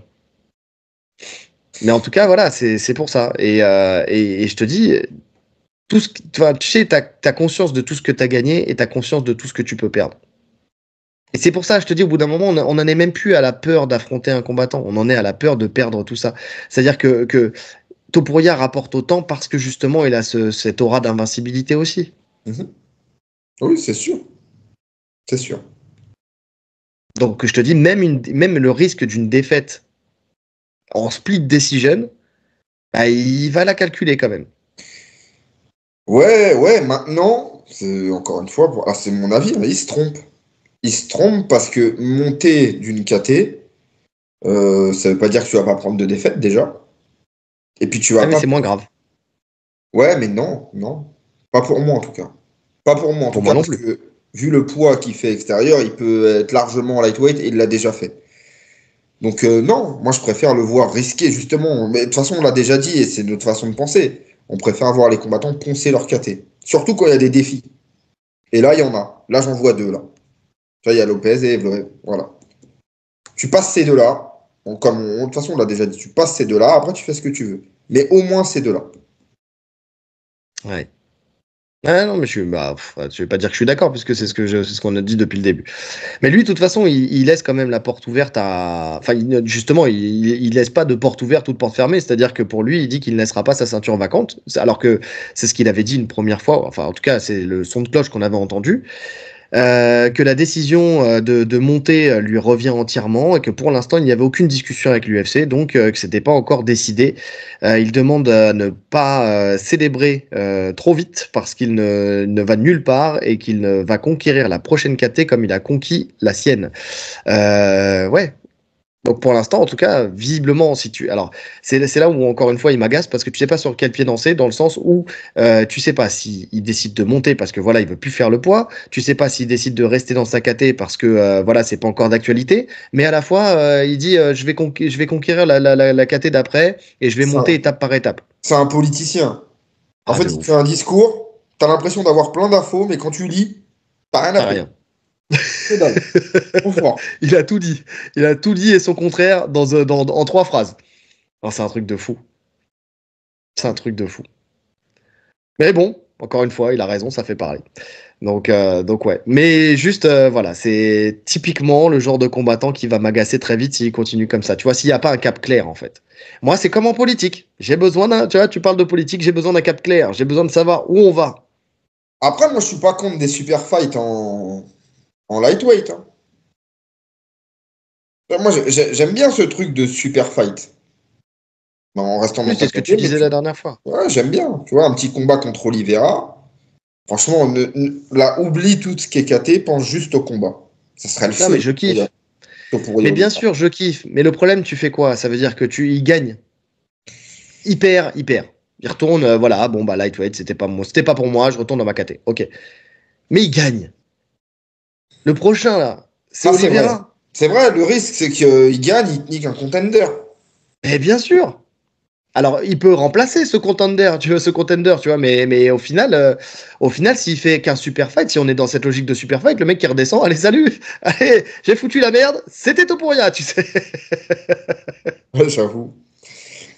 J'avoue que ça ferait pas les affaires de l'UFC. Là, je parle juste égoïstement en termes de public, tu vois. Ouais. Non, mais après, encore une fois, tu choisis le super fight ou qui n'entacherait rien à la KT. Par exemple, tu le mets contre Poirier. Poirier, on sait qu'il joue plus la ceinture, il veut des super fights. Tu peux faire ça, tu vois. Là, peu importe qui gagne ou qui perd, ça n'a pas de véritable enjeu sur la KT. Oui, bien sûr. T'as suivi d'ailleurs Khabib, là, ce qu'il a dit sur l'ancienne génération, lui, Poirier, Gaethje, qu'il fallait que tout ce petit monde arrête? Non. Ah là là, bah, il a encore fait une prise de parole où il disait que voilà, il fallait passer à autre chose, qu'il fallait arrêter de combattre, que c'était trop, qu'ils étaient trop vieux. Donc cette fois-ci, par contre, il s'est inclus dedans, parce que comme lui il s'est arrêté, les autres doivent s'arrêter. Tu vois, alors que on a vu, enfin, ce qui le motive. Alors oui, on l'a dit, pour la KT, c'est catastrophique d'avoir ce top 5 ad vitam aeternam et tout ça, c'est vrai que c'est chiant. Mais force est de constater, c'est que ils sont compétitifs et que Poirier, ses dernières sorties, désolé, mais il n'y a rien qui laisse à présager que sa carrière, elle est finie, quoi. Pardon. Loin d'être C'est fini. pas un. Alors, il parle aussi de. Il parle aussi de Poirier, comment. c'est une question de motivation, en fait, Poirier. Parce que techniquement et physiquement, il nous montre que quand il fait vraiment, quand ça lui tient à cœur, et on l'a vu sur ses deux dernières sorties, sur BSD et sur Makhachev, quand il fait un vrai camp, qu'il est vraiment motivé, il est au niveau. Il est au niveau. Oui. Et maintenant, comme tu l'as dit et comme on l'a déjà dit, ça te plombe une KT. C'est malheureux, mais c'est comme ça. Le Maintenant, est-ce problème, qu'on c'est peut qu'il les n'y a, voir se y a pas de circuit retirer? parallèle. Il n'y a pas de circuit parallèle. Le problème, il est là. C'est que s'il y avait un circuit parallèle où tu le sors du classement, entre guillemets, et ça devient des combattants super fight, tu vois. Ouais, mais d'un autre côté, qu'est-ce qu'on veut? On veut les meilleurs du monde ou pas? Oui, on veut les meilleurs du monde. Ah. Non, mais le but, c'est de voir les combattants les plus forts. D'accord? À partir du moment où ceux derrière n'arrivent pas à passer ce top 5, qu'ils soient vieux, que ce soit répétitif ou autre, bah, c'est le jeu. Ah Malheureusement, oui. c'est comme ça. Alors, dans ce cas-là, ils partent. Tout le top 5 est remplacé. Ça va peut-être faire des très beaux combats et des combats inédits, mais ils seront moins forts que ceux qui étaient là avant. On est d'accord. Non, mais il me fait rire, ce Khabib. Tu sais, ils ont vraiment ce truc, par contre, dans cette team de. Je sais pas, ils pensent trop à la retraite. C'est fou, hein. Ils sont de gauche, en vrai. Tu sais, ils sont pour la retraite tôt et bien payés. Donc ouais, non, c'est la LFI. Tu vois, c'est parce que là, il y a même pour Makhachev, tu vois, ils étaient en train de dire que il fallait qu'il prenne sa Non, retraite mais dans les ça, de 2 ans, toute là. façon, ça, Tu c'est pas vois? une surprise. Ça, on le sait depuis longtemps. Ça a été annoncé depuis longtemps. Mais justement, mais tu vois, c'est un truc de ouf. C'est-à-dire que le mec, à peine il était même pas encore champion, je crois, ou alors il venait juste d'être champion, il parlait déjà, bon, c'est tranquille, hein. La retraite, c'est pas loin. La Mais je crois retraite, que elle est c'est pas loin. 35 ou 33, un truc comme ça. Je sais plus, 35, je crois. Ouais, il me semble que c'est 35. Ouais, moi, 35, je trouve que c'est le bon âge pour partir. Ouais, mais Mais encore une fois, ça dépend. Ça dépend de la KT, ça dépend des combattants, non, ça mais il n'y a dépend pas à que quel la âge ils ont KT. Encore une commencé. fois, il y a Ça ta dé- vie aussi. Le MMA, c'est une partie de ta vie. 35 ans, si tu as une Et carrière pleine, c'est parfait. mais si, c'est ce que je te dis, ça dépend à quel âge tu as commencé, ça Ah dépend de oui, plein bien de sûr. facteurs. Oui, oui, oui. Tu vois, 35 ans, c'est un chiffre. Il y a des gens, regarde, va dire ça à Blakovic.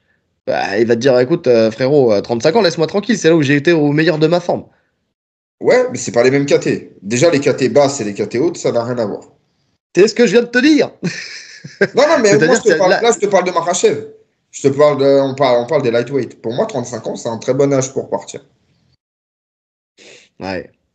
Ouais, non, mais je sais, mais bon, le truc, c'est de la. Tu sais, je trouve ça un peu bizarre, tu sais, de prévoir sa retraite trop tôt, tu vois. Tu sais, de se dire, voilà, il me reste tant de temps, tu vois, comme un. Comment dire, Topuria qui dit, voilà, moi, à 30 ans, j'arrête, tu vois. Alors, je le respecte, hein. Je respecte ça, qu'il se fixe un objectif, mais lui, tu sens que. Parce que tu sens, voilà, que la motivation, en fait, au-delà de. Et c'est là où, tu vois, ça remet de l'eau à mon moulin, tu sais. Au lieu d'avoir une motivation legacy, entre guillemets, c'est une motivation financière. Ça veut dire que le mec, il veut capitaliser suffisamment pour qu'à 30 ans, il puisse prendre sa retraite. Ça me rappelle quand je travaillais dans la gestion de patrimoine et que j'avais rencontré un mec qui gagnait 300 000 balles par an et qui me disait, voilà, à 30 ans, je veux arrêter de bosser avec 300 000 balles par an. Vous vous débrouillez comme vous voulez, mais je veux qu'à la fin, quand vous m'aurez proposé un truc, j'ai 300 000 balles toute ma vie qui tombe, tu vois. Donc, tu vois, Et il a raison. c'est une logique. Non, mais je dis pas qu'il a pas raison. Je dis juste que sa motivation, elle est tout autre. Tu vois, elle est vraiment sur le fait de capitaliser. Donc c'est pour ça, encore une fois, quand je te dis ça rajoute de l'eau à mon moulin sur ce que je te disais tout à l'heure, de préserver en fait son zéro et préserver son invincibilité, tu vois, ça veut dire qu'il va faire des choix qui ne seront pas forcément des choix compétitifs, mais des choix financiers. Ouais, maintenant, souvent, ils se rejoignent, ces deux choix. Très souvent, le combat qui te rapporte le plus, en tout cas à l'UFC, hein, le combat qui te rapporte le plus, c'est aussi le combat le plus compliqué. Très souvent, c'est Non, ça. Ah, non. si. Ah, t'as un exemple, McGregor. Et alors, McGregor, il a fait les combats les plus dangereux pour lui. Et c'est ceux qui lui ont rapporté le plus. Je te parle de ceux qui veulent l'affronter. Ah, mais là, on est plus. Moi, je te parle de la conquête de McGregor, parce que c'est lui qui a cherché à faire de l'argent. Donc, lui, dans son ascension pour faire de l'argent, il a fait quoi? Mais il a pris les profils les plus dangereux pour lui. Ouais, ouais, ouais, ouais, ouais, ouais, ouais, ouais, ouais, ouais. Oui, Si, de pas toute les plus façon, dangereux pour lui. les gens, ils veulent voir quoi? Ils veulent voir les mecs affronter le top. C'est ça qui est vendeur. Donc, dans tous les cas, c'est risqué pour toi. Donc, pour moi, la question de faire de l'argent, en tout cas, hors influenceur, tout ça, là, les Jack Paul et tout, quand tu es à l'UFC, pour faire de l'argent, dans tous les cas, tu dois prendre des risques. Ouais, mais encore une fois, tu sais, quand tu dis les mecs les plus dangereux, non, je suis pas tout à fait d'accord. Ah, c'est génial ce débat. Je suis pas tout à fait d'accord parce que tu prends un mec dangereux mais qui va faire un combat chiant, tu vas pas le prendre. Il faut que tu aies ce facteur public friendly, tu vois. Qu'est-ce qui a fait que McGregor il a fait des combats de ouf? C'est parce que quand il affronte José Aldo, c'était un combattant qui était quand même, tu vois, qui allait pas faire des combats à la décision. Quand il affronte Tiens, maintenant, un... regarde, quand il affronte Khabib, Khabib, je suis désolé, hein, mais avant le combat contre Connor, c'était pas une star, Khabib. Et il faisait pas des combats où tu sautais de ta chaise, hein. Khabib, les gens, ils reprochaient des combats chiants, hein. C'était beaucoup de lutte, c'était. Il a réussi à faire aimer la lutte aux gens. Tu vois, c'est Oui. ouf. Les gens kiffent la lutte maintenant. Et, euh, et pourtant, le combat, c'est celui qui a rapporté le plus. Parce qu'il y avait une histoire. Je pense que tu parles Ouais. de qui? S'il y a une. Si tu es bien aidé par l'UFC aussi. Il y a ça. S'ils veulent que le combat rapporte de l'argent, il rapportera de l'argent. Ils peuvent teaser Ouais. n'importe qui, l'UFC. Mais Khabib, il y avait une personnalité quand même derrière. En fait, il apportait quelque chose, il apportait un univers derrière, tu vois. Ouais. Donc il avait quand même son public déjà. Tu vois, il avait son Il avait public, déjà fait. il avait des gens derrière. Donc, même si c'était pas l'immense star que c'est aujourd'hui grâce à Connor, parce que ça, faudra toujours le dire, mais pour le coup, il avait quand même son public derrière. Il y Mais avait c'est des gens qui surtout que le suivaient. c'est des extrêmes opposés. Et c'est Que des ce extrêmes soit opposés. culturellement, leur image, leur style de combat. Enfin, il y avait tous les opposés. Hmm, je suis d'accord. Donc tu créais Et des puis, clans et t'écris une histoire et Et forcément. puis, il y a eu la guerre entre eux, le bus, le truc, le machin. Il y a Ouais, eu bien pas sûr. mal de choses, tu vois. Mais parce qu'en soi, Khabib, même si c'est un mec, tu sais, pieux, moral, tout ce que tu veux, c'est le feu à l'intérieur de lui. Bah, bien sûr. Bah, c'est un combattant. Non, mais oui, mais non. Oui et non, parce que c'est le feu. C'est-à-dire, tu le sais, on le voit avec ses prises de position. C'est un mec qui est très sanguin, qui est Oui. canalisé par quelque chose qui est au-dessus de lui. Mais en tout cas, Oui, c'est le c'est feu. quelqu'un qui est. Mais tu lui retires, tu sais, ce mec-là, il baigne pas dans la religion. Derrière, ça se trouve, c'est un connard. Je dis ça, j'en sais rien. Mais tu vois ce que je veux dire. S'il n'a pas ce truc qui le tient et qui canalise, tu sais pas quel serait Khabib sans l'islam. Tu vois ce que je veux dire. On parlait d'Evloev tout à l'heure avec Topuria. Evloev, c'est pas Khabib, tu vois. Dans le caractère, dans tous ces trucs-là. Dans ce qui dégage, dans ce feu derrière. Donc tu vends pas le combat de la même manière non plus, tu vois. Oui, c'est vrai. Evloev, il va pas sauter par-dessus la cage. Ouais. Ouais. Maintenant, je pense quand même que Topuria tout seul, il vend suffisamment pour faire son argent. Oui, non, mais ça, j'en doute pas, j'en doute pas. Mais tu sais très bien qu'une belle adversité, une belle opposition, là contre l'OS, c'était merveilleux. T'avais le meilleur des deux mondes, tu vois. Tu sais, je pense que tu lui mets O'Malley contre lui. Tu sais, par exemple, je pense que c'est un combat qui se vend beaucoup plus qu'un combat contre Evloev, par exemple. Ouais, et encore. Et encore parce que très honnêtement, O'Malley, ils vont pas tant que ça en vrai. Tu vois, O'Malley, c'est typiquement le mec sur qui ils ont mis des sous, mais qui arrive pas à hyper plus que ça les gens. Ouais. Ouais, mais bon, je suis sûr que tu peux Malheureusement, trouver il y des a profils. quand même ce facteur X hein, dans le fait d'être une star. Tu vois, des mecs, ils seront jamais des stars. Tu peux faire tout ce que tu Ouais. veux, ils seront jamais des stars. Ils dégagent rien. Et après, t'as Diego Lopez. Je suis sûr qu'à choisir entre Diego Lopez et Evloev, il choisira Diego Lopez. C'est cool, Et Lopez. c'est pas qu'une question de facilité de combat, c'est parce qu'il rapporte plus. Ça sera plus spectaculaire comme combat. Ouais, de toute façon, Sur le papier. Hein. ah, mais ils vont faire la revanche Lopez et Vloem. Ça va déjà éliminer un. Et il aura qu'un combat à faire, pour rien. Tu verras. Son combat, ça sera contre Volkanovski et après, il va monter, tu verras. Ah ouais, là, il va... non, mais là, il va prendre Volkan, on est d'accord. Mais je pense quand même que Donc, derrière, il prend soit Evloev, soit Lopez. écoute, j'espère, moi. Personnellement, j'espère. On va pas se mentir. Bon, je pense qu'on a passé Bon, assez de on a temps fait sur un le débat, on est sujet. parti dans tous les sens. Ouais, mais toujours très intéressant. Parce que finalement, on tourne autour du sujet, mais en même temps, il est intéressant. Et c'était très intéressant ce débat. Vous nous direz d'ailleurs en commentaire si vous l'avez apprécié. On a un début de confirmation du combat de John Jones contre Aspinall. Donc avec Dana White qui a fait une sortie et qui a confirmé qu'il était en préparation. Donc voilà, il dit « J'en suis sûr à 100%, le combat aura lieu. Ce sera probablement le plus grand combat de l'histoire de l'organisation. » Et t'as Jack Paul qui dit qu'il devrait accepter si jamais l'UFC lui propose 50 millions plus 10 dollars par pay-per-view au-delà de 600 000 pay-per-view. Donc il a dit j'ai fait mes petits calculs et je pense que si on lui propose ça, vu qu'il y a ce risque de perdre, si on lui propose ça, il faut qu'il l'accepte. Ouais. C'est bien. Surtout qu'il dit qu'il prévoit quelque chose d'extraordinaire pour 2025. Alors ça, Enfin, tu vois. je sais pas ce que c'est, mais il a réussi à me hyper. Ça se trouve, c'est un truc tout pourri. Hein. Ah, mais c'est possible, hein. Tu sais, il aime bien faire des On va grandes mettre annonces des tout le gants temps. roses à l'UFC, tu sais. Ouais, C'est ça peut être génial. ça. Ça peut être ça. Parce qu'il avait dit déjà, il avait teasé le changement de gants en disant que il allait se passer un truc et tout. Finalement, c'est un truc tout balourd. Mais je sais pas. Je sais pas. En fait, tu sais, en fait, c'est ça qui est fort avec lui, c'est tu sais que sur un coup de folie, il peut faire tout et n'importe quoi. Tu vois, Dana White, Oui. lui aussi, c'est un mec qui s'en. S'il veut vraiment mettre les moyens dans quelque chose, il met les moyens et il fait des choses énormes. Donc j'ai hâte de voir son annonce. Maintenant, pour revenir au combat, moi je pensais pas que ça allait se faire. Toi, tu pensais que ça allait se faire. Visiblement, ça en prend la direction.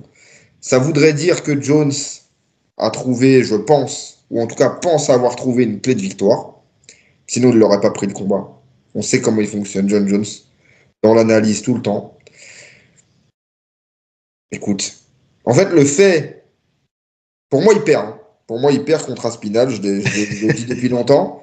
Mais le simple fait qu'il accepte le combat, ça me met le Ça doute. te hype. Ça me Ah, met mais le doute. oui, mais parce que Parce que ça s'il reste John accepte, c'est Jones. que je me dis, putain, le coup, il a trouvé une clé de victoire.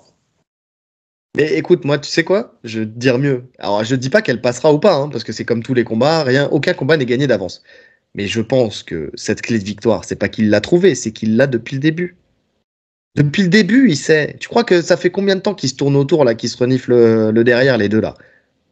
Les deux chiens de meute, là, les deux chefs de file. Je suis d'accord. Je pense que ça fait longtemps qu'il l'a analysé et ça fait longtemps qu'il sait que ça va arriver, tu vois. C'est juste que stratégiquement, dans la négociation, il pouvait pas le dire tout de suite, c'est tout. C'était qu'une question de business.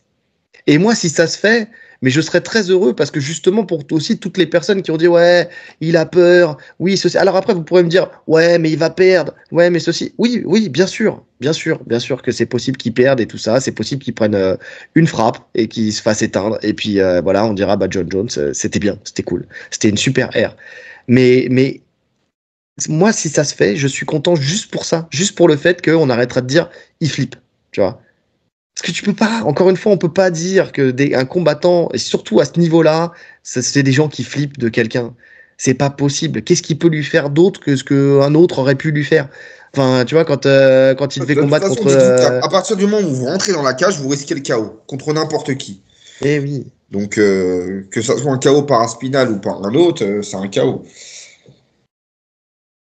Écoute, j'attends ça maintenant. J'attends de voir la suite du dossier. Mais ils sont quand même assez unanimes, hein, tous ceux qui en parlent, en tout cas, tous les proches de l'affaire. Il y a Dana White qui en a parlé, je crois qu'il y a Aspinall aussi qui a teasé un peu le truc. Ouais, Aspinall, il avait dit je suis rentré dans la salle en pensant négocier, et il a dit, ouais, ça va se faire. Ça va se faire. Ouais. Donc, parce que finalement, la seule clé de négociation qu'il a à avoir, Dana White, c'est Jones. Je pense qu'à Spinal, il n'y a rien à changer à son contrat, il prend le combat. Tu vois. Il veut même pas d'augmentation, j'en suis sûr. Lui, il veut juste combattre John Jones. Lui, il veut la legacy. Lui, tu vois, pour le coup, c'est un combattant qui cherche la legacy. Pour l'instant. Et après, il le fait dans le bon ordre, c'est très bien. La legacy au début, et puis sur la fin de sa carrière, je pense qu'il cherchera le gros chèque. Donc, ouais, écoute, on verra. Je pense que ça va arriver vite. Hein. De toute façon, si ça se fait, ça va arriver vite. Parce que le temps passe, hein. Le temps passe, Jones s'y vieillit, il sort d'un camp, donc il est quand même en forme. Il s'est pas blessé, en tout cas, ça n'a pas été su contre Stipe. Et puis de toute façon, je pense pas qu'il soit blessé. Donc à mon avis, ça va s'enchaîner. C'est peut-être casser le talon contre les côtes de Stipe, va savoir. Après, le truc, c'est que Jones, on sait qu'il combat uniquement. En général, c'est au Madison Square Garden. Hein. En tout cas, ce genre de combat-là. Je le vois bien au Madison Square Garden ou à. Comment ça s'appelle? Le truc qu'il y a en juin, là. L'international. L'international, ouais. Ouais. Après, j'ai envie de te dire, si vraiment tu veux maximiser un truc de ouf, tu le fais combattre. Alors, ça n'arrivera pas, hein, mais tu le fais combattre soit à Abu Dhabi ou aux Émirats. Ah, mais c'est jackpot, hein. Zéro impôt. C'est un argument, hein. Zéro impôt. Non, mais non. Jones, il combat chez lui. Alors là, pour le coup, ça serait un risque. Pour lui, qui aime bien tout maîtriser, je pense.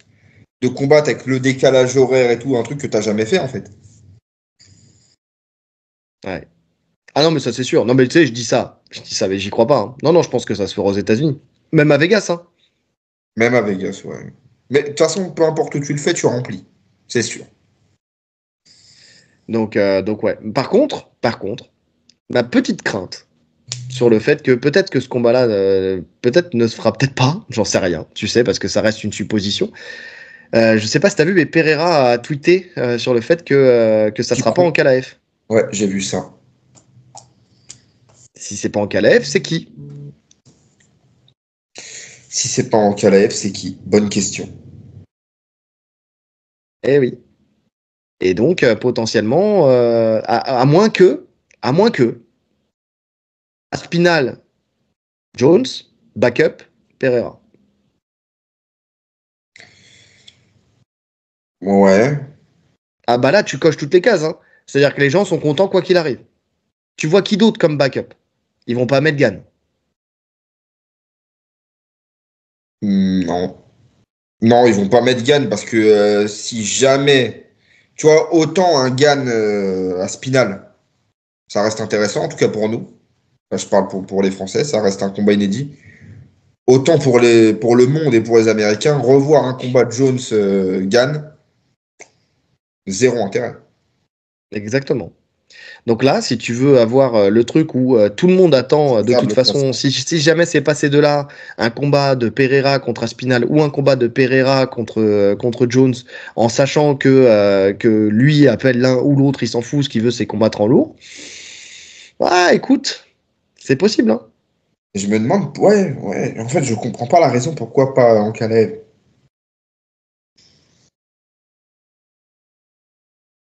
Personne d'autre, là. Tout le monde est booké, en plus, dans cette caté, là. Tout le monde. C'est ça, c'est pour ça que je regarde, là, je regarde le classement, tout le monde est booké.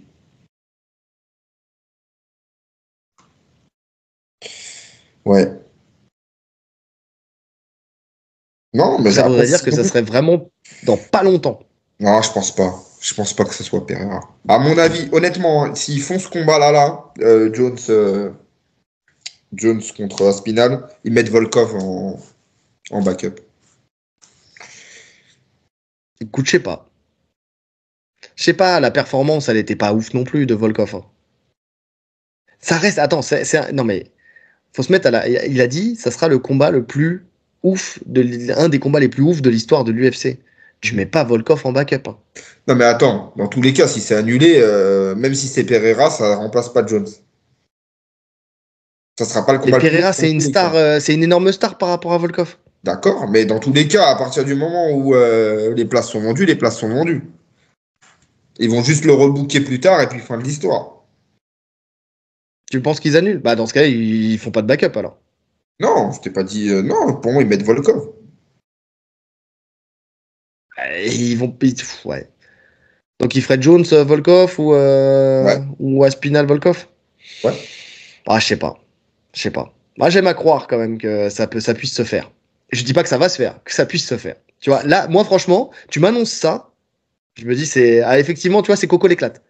Je veux pas savoir comment, je veux pas savoir combien, mais je veux juste qu'il vole. Qu'il vole, tu sais. En tout Et qu'on dise cas, Coco, mais c'est un malade, ton fils, il vole. Tu sais.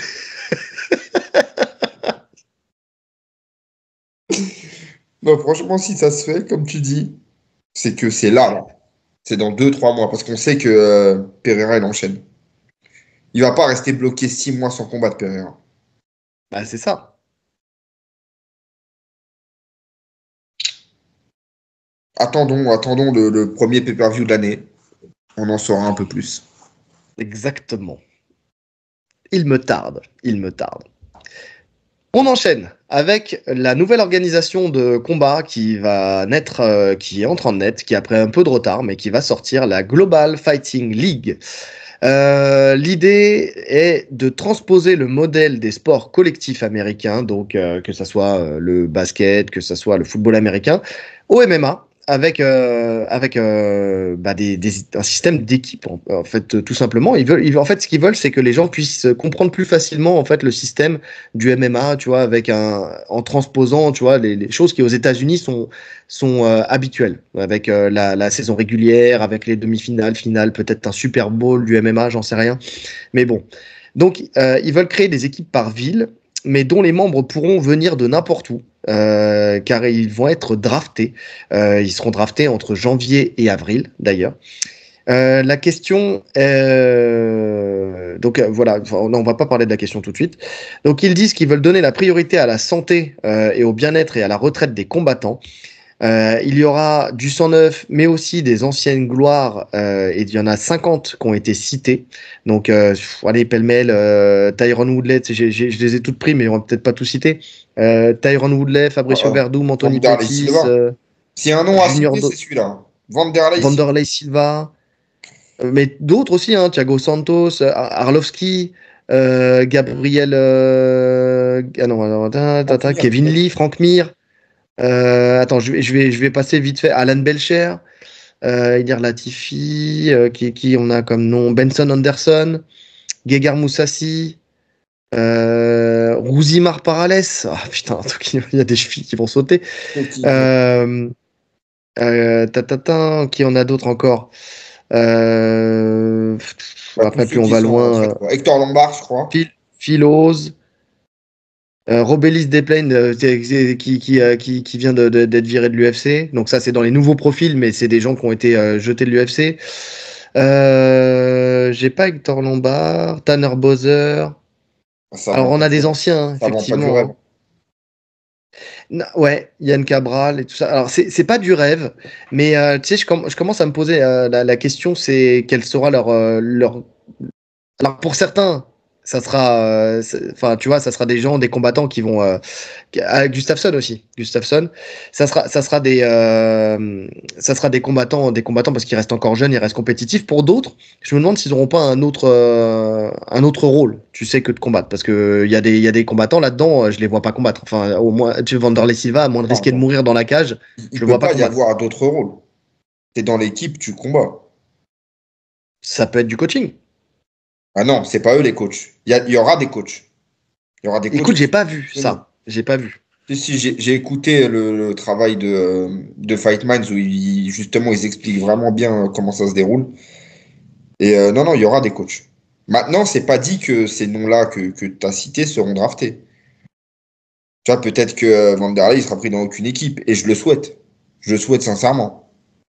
Bah, de toute façon, enfin, tu sais, si t'as envie de gagner, tu prends pas Vanderlei Silva dans ton équipe, Ouais, honnêtement. maintenant, d'un autre côté, peut-être que je sais pas comment ça se passe en coulisses, hein, mais en tant qu'organisation, tu vas peut-être mettre la pression pour que justement ils soient recrutés. Parce que ça va attirer un public tu sais, de curieux, d'anciens, qui veulent voir Vanderlei Silva dans la cage. Écoute, j'ai le prof de capoeira de mon fils qui m'a montré une vidéo où Vanderlei Silva, parce que le groupe de capoeiristes là, ils fêtent un anniversaire important, tu vois. Et donc Vanderlei Silva, qui est proche à Curitiba de cette équipe, parce que Vanderlei Silva voulait être un capoeiriste avant d'être un combattant de MMA. Sachez-le, il a signé. C'était Muzenza, le groupe de capoeira. Il a signé à la Shoot Box parce que ça coûtait 20 réals de moins. Donc ça s'est joué à ça, sa carrière en MMA. Sachez-le, pour anecdote véridique. Et donc, parce que son frère, à lui, à Vanderlei, c'est un grand capoeiriste. Et il voulait, lui, Vanderlei, aller à l'école avec des t-shirts de capoeira et tout. Mais bon, finalement, il a basculé dans le MMA pour le bien du MMA, on va dire. Mais donc, je l'ai vu en vidéo. Parce qu'il m'a montré, il m'a dit, regarde et tout, super ambassadeur. Ah ouais, bah, super ambassadeur, mais il a 112 ans, quoi. Il a les cheveux blancs, il est ridé de partout. Enfin, il a pris encore une claque encore plus grande que la dernière fois qu'on l'avait vu. Donc là, moi, lui, dans une cage, honnêtement, en tout cas, moi, j'ai pas envie de voir ça, hein, personnellement. Non, mais de tous les noms que tu as cités, comme tu dis, il y en a qui sont encore compétitifs. Il y a Moussassi, il y a Gustafsson, il y a plein de mecs encore compétitifs.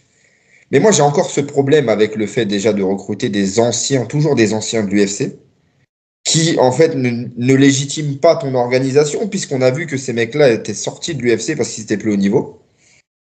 Donc en fait, c'est du recyclage. J'ai toujours du mal avec ce truc de recyclage, en plus du recyclage par le bas, parce que tu prends ceux qui sortent. Tu vois, tu vas pas recruter des mecs qui sont au top, tu prends ceux qui sont virés. Parce que ceux qui sont au top, ils sont bloqués par l'organisation de toute façon. Même s'ils voulaient y aller, ils sont bloqués par l'organisation. Puis quitter l'UFC pour aller dans quelque chose où tu ne sais pas vraiment ce que ça va donner, C'est c'est sûr, compliqué aussi. c'est sûr. Après, là, ils disent le top 50 des plus suivis, tu vois, the most followed fighter, tu vois. Donc ça veut dire que c'est les gens qui sont le plus suivis sur les réseaux aussi, hein. Donc ça montre aussi que c'est pas pour leur qualité de combattant, mais plus aussi pour le vivier de viewers qui vont leur apporter. Donc, euh, donc ouais. Non, ça pose problème. Après, c'est pour ça que je te dis, je sais pas si ils auront pas un rôle annexe, tu vois. Il y en a certains, j'ai du mal à les voir combattre.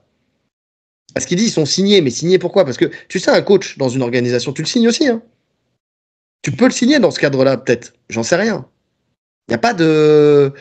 Tu sais pas, là, tu sais, il parle pas de fighter. Enfin, c'est les fighters les plus suivis. Mais après, est-ce que vraiment, je sais pas, je saurais pas te dire. En tout cas, il y aura des nouveaux aussi, il y aura des nouvelles têtes. Les catégories, pour les hommes, ça ira de bantam Voilà. au heavyweight. Et pour les femmes, ça va des strawweight au bantam. Donc, la draft va commencer le 24 janvier et la saison régulière va commencer en avril. Puis après, alors avec des différents points, parce que en fait, en fonction de comment tu gagnes ou comment tu perds, tu peux avoir des points ou pas. Donc, ils disent 4 points pour un finish, une victoire par finish, 3 points pour une victoire à la décision, 2 points pour un draw, match nul, 1 point pour une défaite à la décision et 0 point pour un finish. En gros, si tu comprends bien, par combat, tu as 4 points qui se divisent en fonction de comment se passe le combat. Donc, donc voilà. À la fin de la saison régulière, il y aura les demi-finales puis la finale. Et puis voilà. Et ce qu'il disait, donc c'est justement c'est le respect du combattant. En fait, les avantages de signer dans cette organisation, c'est donc un partage de 50-50 des revenus de l'événement. Alors en fait, tu es tributaire aussi de si l'événement fonctionne ou pas, parce que plus l'événement fonctionne, plus tu vas le mettre en avant, plus ça va bien se passer, plus ça va générer de l'argent et plus toi tu vas en gagner aussi. De ce que je comprends, enfin de ce qui est écrit surtout. Ensuite, il y a une assistance complète, accès aux ressources de formation. Donc ça, je pense que ça doit être des lieux dédiés à l'entraînement et tout ça. Enfin, tu vois, c'est ce que tu me disais, je crois, t'auras une En salle fait, ils pourront spécifique ou rejoindre la salle du coach de leur équipe. ouais. Mais à la fois, tu me disais qu'ils pouvaient s'entraîner quand même aussi avec leur s'entraîner où ils veulent, ouais. ouais. Donc voilà, il y a une assistance médicale, un soutien promo pour améliorer leur carrière, donc pour les mettre en avant. Un fonds de retraite, justement pour garantir l'avenir financier des combattants après leur carrière. Ça, tu sais, parce qu'en fait, là, moi, ce qui m'a plu là-dedans, c'est de cocher ces cases où plein de combattants se battent justement pour les autres organisations. Ouais, mais... Pareil pour l'assurance. Un fonds d'assurance maladie en cas de blessure. T'as l'exposition mondiale. Bon, ça, on verra parce qu'ils le disent, mais il faut que ça cartonne pour avoir une exposition. Et un modèle centré sur les combattants, justement, sur leur respect, quoi. Et pour un j'y connais rien dans tout ça, hein, mais le fonds de retraite, Ouais. il faut que l'organisation est dure pour qu'il y ait un fonds de retraite. Il faut qu'elle soit viable, l'organisation. Un fonds de retraite, en fait, c'est tu payes un fonds de pension. Donc, c'est-à-dire que ce que tu auras capitalisé, le temps que ça capitalise, en fait, après, ça tourne sur ton fonds de retraite. Et puis, tant que le fonds. Par contre, si le fonds de pension se casse la gueule, ça, c'est autre chose. Mais si l'entreprise, elle ferme et que ce qui est capitalisé sur ton fonds de pension, normalement, ça reste et ça fructifie jusqu'à ta retraite, entre guillemets. Normalement. Ouais, ok. Je sais pas, moi, tu sais, il y a plein d'organisations qui ont cette envie et c'est bien, hein, c'est très bien. Mais il y a le dire, il y a le faire et le mettre en place et réussir à faire grossir ton organisation avec tout ça. 50%, c'est très bien. C'est le but de ce que demandent tous les combattants, hein, parce que en tout cas, c'est ce qui se fait aux États-Unis sur le repartage. Maintenant, je demande à voir. Je demande à voir. Comment ça va se mettre en place? Il y a l'IFL qui faisait ça, donc c'était en 2006, l'IFL. L'International Fight League. Il y avait déjà ce système par équipe. Maintenant, ça n'a pas duré, ça a duré 3 ans, ça a duré 3 saisons. Moi, c'est quelque chose dont je suis pas fan. Je t'avoue que déjà tout le système de qualification, de ci, de ça, ça me perd. Moi, ça me perd tous ces systèmes de play-off, de ci, de draft, de ça. Je sais que moi, alors je parle que pour moi, hein, c'est quelque chose qui me gonfle. Moi, j'aime bien les choses simples. J'ai pas à réfléchir quand je regarde un événement. Tu regardes le foot ou pas? Non. Moi non plus. Non, mais tu vois, il y a des millions. Voilà, non, mais ok. Mais il y a des millions et des millions et des millions de gens qui suivent le foot, qui suivent le football américain, qui suivent le baseball, qui suivent le basket, et ça fonctionne comme ça. C'est-à-dire qu'à partir du moment où tu sors du cadre de je suis un combattant qui sera champion, tu vois, mais que tu te dis voilà, c'est une équipe qui a été draftée, il y a le capitaine de l'équipe et puis tu as les autres. Finalement, regarde, tu prends le judo par équipe. Tu prends l'escrime, t'as plein de sports comme ça où tu as une partie de la compétition qui se fait par équipe. Tu vois, où tu as ce truc où, alors effectivement, tu es tributaire des autres parce que faut gagner en équipe. C'est bien ça. Mais oui, mais c'est un problème comme ça n'en est pas un. Parce que tu joues ce jeu-là. Quand tu fais un sport collectif, tu es tributaire de ton équipe aussi.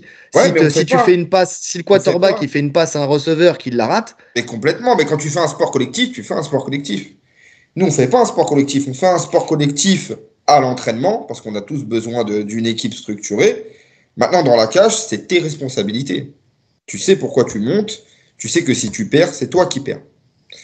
Ouais, et tu mais vois, regarde, finalement, on se retrouve avec des profils. Tu vois, je serais très frustré de suivre un combattant. Admettons, tu mets un génie dans une équipe, le mec est vraiment fort. Tu le vois aller loin, c'est le meilleur de la compétition, et boum, il passe pas les qualifs, parce que son équipe, elle est éclatée. Mais t'es dégoûté, mais je regarde même plus. Mais laissez-moi tranquille. Tu regardes bien Koh-Lanta. Moi, j'ai arrêté de regarder Koh-Lanta pour ce genre de conneries. J'ai pas regardé cette saison. J'ai pas eu le temps. Non, mais regarde.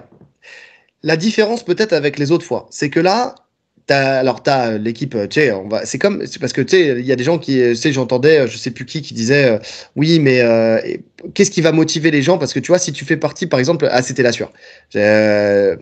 Comment, si c'est une équipe, par exemple, tu fais les Dagestanais, enfin le Daghestan contre les États-Unis, tu vois, t'as ce truc de, je suis Dagestanais, donc je me bats pour mon pays, et puis l'autre, je suis américain, je me bats pour mon pays. Ok, d'accord. Dans ce cas-là, ça veut dire qu'une équipe de football américain, en fait, les mecs, une fois qu'ils ont signé, parce qu'il y a rares sont ceux qui viennent de la ville dans laquelle ils jouent, ou même en foot, ou même partout. C'est-à-dire que les mecs, en fait, ils n'ont aucune motivation jamais pour se battre. C'est quand je dis se battre, dans leur sport. Ça, je pense pas. Je pense que ta motivation, c'est le fait de je veux être recruté par cette. Parce que je pense que si ça dure dans le temps, tu sais, tu auras des équipes phares. Et tu diras, moi, je veux être dans cette équipe. Comme c'est toujours le cas. L'équipe de New York, c'est vraiment l'équipe de ouf. J'ai envie d'être dans cette équipe. Par exemple, l'IFL, là, ceux qui ont gagné en 2007, c'est les Pitbulls de New York. Tu vois, en fait, ils reprennent un peu même les noms de tout ce qui se fait dans le baseball. Dans le football américain et tout ça. Football américain, mais etc. Tu le prends si ça dure un petit peu. Donc, tu auras des équipes cotées, pas cotées. C'est-à-dire que le mec, la pépite que tu as là, tu vois, en soi, peut-être qu'elle sera recrutée par une équipe qui cartonne et donc tu pourras le suivre plus longtemps, tu vois. Et puis, tu auras peut-être cette pépite-là, mais ça veut pas dire que les autres, ils seront tous archi raides aussi. Maintenant, tu prends le risque, effectivement, que l'équipe, elle perde. Mais c'est comme dans tout sport. Mais comme, tu sais, ta pépite, demain, elle prend un mauvais coup, elle tombe, c'est fini. Je suis d'accord, mais après, tu as le problème inverse. Tu as le problème inverse où tu as une équipe, l'équipe star, justement, qui vont recruter tous les meilleurs, et puis ils vont gagner 5 ans d'affilée. Donc il n'y a plus d'intérêt non plus. Ou pas, parce que quand tu regardes. Et puis, il y a aussi. Attends, parce qu'il y a une chose, c'est que dans le système des playoffs, là, de la saison régulière plutôt, tu vois, c'est pas une élimination directe. C'est-à-dire que ta pépite là, que tu suis, elle va affronter New York. Puis la semaine d'après ou le mois d'après, elle va affronter Vancouver. Et puis après, elle va affronter, je sais pas, Kansas City ou je sais pas. Donc, c'est-à-dire que finalement, c'est que pour la demi-finale et la finale, ou si jamais ils n'ont pas performé et qu'ils ont perdu des matchs, tu vas plus les retrouver. Mais de avril à je sais pas quand, parce que je sais pas combien de temps vont durer, ils l'ont pas marqué combien de temps va durer la saison régulière, mais pendant ce temps-là, tu retrouveras ton équipe. Tu prendras plaisir à dire, ouais, voilà, putain, je suis cette équipe-là, elle combat à telle date. Et au contraire, ça se trouve, tu le verras peut-être plus souvent que si c'est un combattant individuel qui va combattre une fois ou 2 fois par an. T'as vu, dans tous ces formats-là, déjà, il y a un truc qui gâche tout, c'est la blessure. Parce que quand on parle de ça, on pense comme si les combattants se blessaient jamais. Il suffit que 3-4 mecs de l'équipe se blessent et ils vont se blesser parce que c'est la vie d'un combattant. Déjà, tu as les événements qui tombent à l'eau. Donc en fait, tous ces formats-là, c'est hyper compliqué à garder sur la durée. Il faudrait des équipes de 30 personnes avec des remplaçants, des réservistes. Enfin, tu vois une équipe de foot, il y a énormément de personnes. Il y a les remplaçants, il y a les réservistes, il y a l'équipe B, il y a... Tu vois, c'est un vrai problème. Ouais, mais bien sûr. Mais après, mais ça, moi, je sais pas. Enfin, je connais pas ce format. J'ai pas suivi l'IFL. Donc, à voir. Tu vois, pourquoi pas. Sur le papier, je me dis ça change un peu.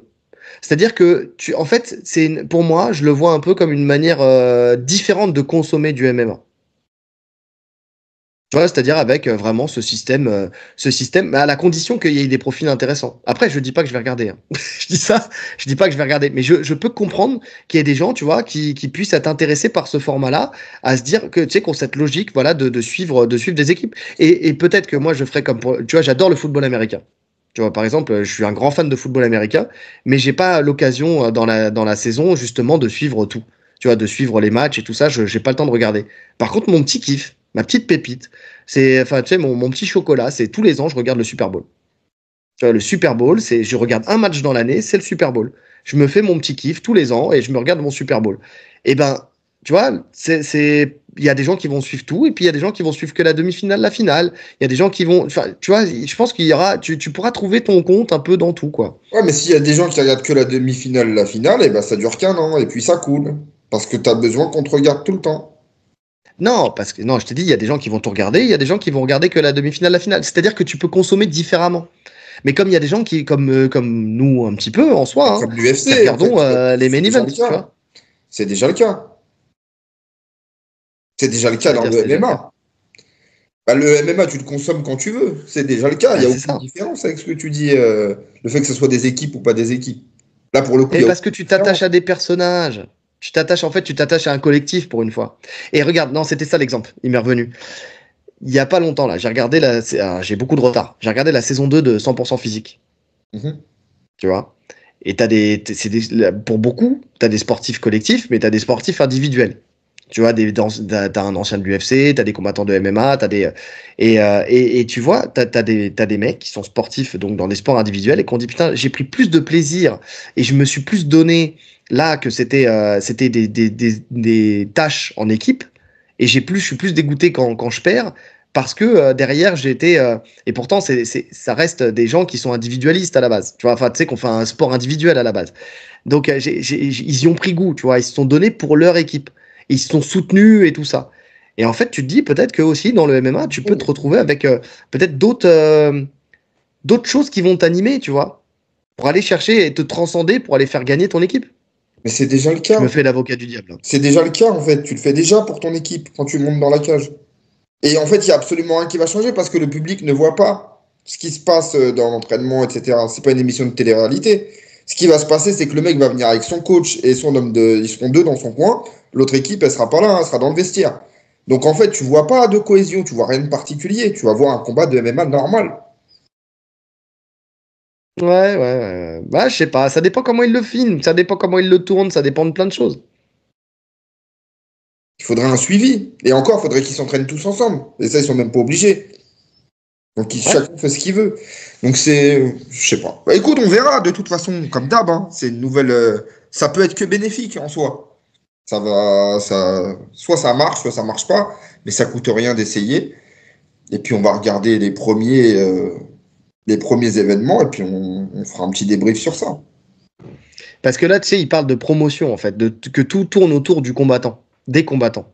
Tu vois, que ça soit. En fait, ce qui change aussi par rapport à l'UFC où c'est l'organisation qui est la star, là, ils vont remettre les combattants au centre de l'échiquier, tu vois. Donc c'est possible, tu sais, même s'ils s'entraînent pas toujours ensemble, qu'il y ait des rassemblements réguliers, tu vois. Ouais, mais tout ce que tu viens de dire, là, c'est ce que le PFL l'a dit il y a quelques temps. On regarde la gueule du PFL. Ouais, mais encore une fois, le PFL, c'est pas pareil, c'est pas une question d'équipe. Il y a un tournoi, mais c'est des individualités. Oui, mais sur tous les termes qu'ils ont dit, pour le combattant, le mettre en avant et tout, franchement, est-ce que tu vois une différence sur quelque chose? Bah, Doumbé décide. Ouais, bah, voilà. Le résultat est toujours le même. Ils ont des Dyson et des balais. Si tu es une méga star, en tout cas aux yeux de ton organisation, tu vas bien manger. Si tu n'es pas une star, tu seras comme tous les autres. Il n'y a aucune différence. Ouais. On verra. Après, moi, comme je te dis, hein, je me fais l'avocat du diable parce qu'il faut qu'il y ait un retour, tu sais, sinon le débat ne dure pas. Mais et je suis pas sûr. Je regarderai au début, mais je suis pas sûr de suivre moi ce genre de choses là parce que de toute façon, il faut avoir du temps pour consommer aussi ça. Ouais. Mais je suis persuadé. Alors, tu vois, par contre, je pense qu'aux États-Unis, ça marchera mieux que en Europe. Parce que justement, tu l'as dit, nous, on n'a pas cette culture des saisons régulières, de tous ces trucs-là. Enfin, si, on l'a au travers du foot, mais c'est pas la même. Je pense que la manière dont c'est fait, peut-être aux États-Unis, tu sais, avec le football américain et tout ça, c'est peut-être pas tout à fait pareil que le foot, entre guillemets. Tu vois. Donc, je pense qu'ils auront plus cette. Je pense que c'est réfléchi avec le système américain un peu. Ouais. Donc, pour les Américains, encore une fois. Mais si ça marche qu'aux États-Unis, parce qu'aux États-Unis, on l'a dit, hein, ça a été fait. Comment dire, je t'ai dit, l'adversaire de Taylor, là, j'ai encore oublié son nom, mais quand son combat avant de combattre à l'UFC Paris, c'était sur un truc un peu comme ça. C'était New Jersey contre, c'était des quartiers, quoi. Enfin, ou des villes, ou des trucs. Enfin, tu vois, donc ça se fait encore aux États-Unis. Je pense qu'aux États-Unis, ils aiment bien ce genre de choses. C'est peut-être pas ce qu'il y a de plus regardé, mais ils ont une consommation, de toute façon, de la télé et du sport qui est beaucoup plus vaste que la nôtre aussi. Tu vois, ils ont tendance à regarder des choses qui nous passeraient à la trappe. Eux, ils consomment, tu vois, ils ont toujours un public pour tout. Déjà parce qu'ils sont plus nombreux. Mais ils ont un public pour tout. Et je pense qu'il y aura un public pour ça. Ouais, mais il y aura un public pour ça. Reste à voir si ça va être viable sur le long terme, c'est tout. Ouais, à voir. Dites-nous ce que vous en pensez en commentaire, hein, vous, de ce Global Fighting League. On finit avec la dernière info et on va parler de Conor McGregor qui va affronter normalement, en tout cas, Logan Paul en boxe. Donc c'est lui qui l'a annoncé sur son compte X. Paul. Il a dit, c'est Logan, oui, c'est pas Jack. Les rumeurs d'un combat avec Topuria sont fausses. Je suis en discussion avec la famille Ambani pour affronter Logan Paul dans un match de boxe en Inde. J'ai donné mon accord. Je chercherai ensuite à effectuer mon retour dans l'octogone. Et t'as justement Jake Paul, qui, d'après lui en tout cas, la team de Conor l'avait ciblé lui en priorité. Mais lui, ce qu'il veut, c'est que le UFC et Dana White soient à la table des négociations, ce qui n'est visiblement pas le cas. Donc, quid de la faisabilité d'un tel fight? Et donc, moi, ce que je pense déjà, avant qu'on en discute, mais Conor qui est lâché par toutes les entreprises. Il y a son accusation de viol et tout ça. Donc, il perd beaucoup de grosses rentrées d'argent. Sauf l'UFC qui, pour l'instant, laisse la porte ouverte à Conor, dit qu'il va combattre en 2025 et tout ça. Pour l'instant, il n'y a rien qui est dit comme quoi l'UFC va se détacher de Conor et ils ne peuvent pas le faire. Par contre, Dana White pourrait peut-être l'autoriser à faire ce fight, parce que moi j'ai du mal à voir Dana White être partie prenante de ce truc-là. Et normalement, il est pas, c'est pas le genre de personne, tu sais, à accepter ce genre de choses. Tu sais, à donner son aval pour ça. Maintenant, pour lui rendre un petit service, tu sais, retour d'ascenseur, vas-y, fais ton combat en Inde, loin d'ici. Et puis, comme ça te permet de coffrer un peu d'argent parce que t'en as besoin. Enfin, t'en as besoin. Je sais pas s'il en a besoin. Mais bon, toute rentrée d'argent va être bonne à prendre si jamais il en a plus derrière. Et surtout, je pense que le gros avantage pour l'UFC, ça serait peut-être de faire un petit état des lieux du public, tu sais, avec un combat potentiel de Conor. C'est-à-dire là, il va combattre en boxe contre Logan Paul. On va voir si ça accroche, comment vont réagir les gens, comment ça va se comporter sur les réseaux sociaux pour savoir si oui ou non c'est une bonne idée peut-être de le réintégrer sur un combat à l'UFC.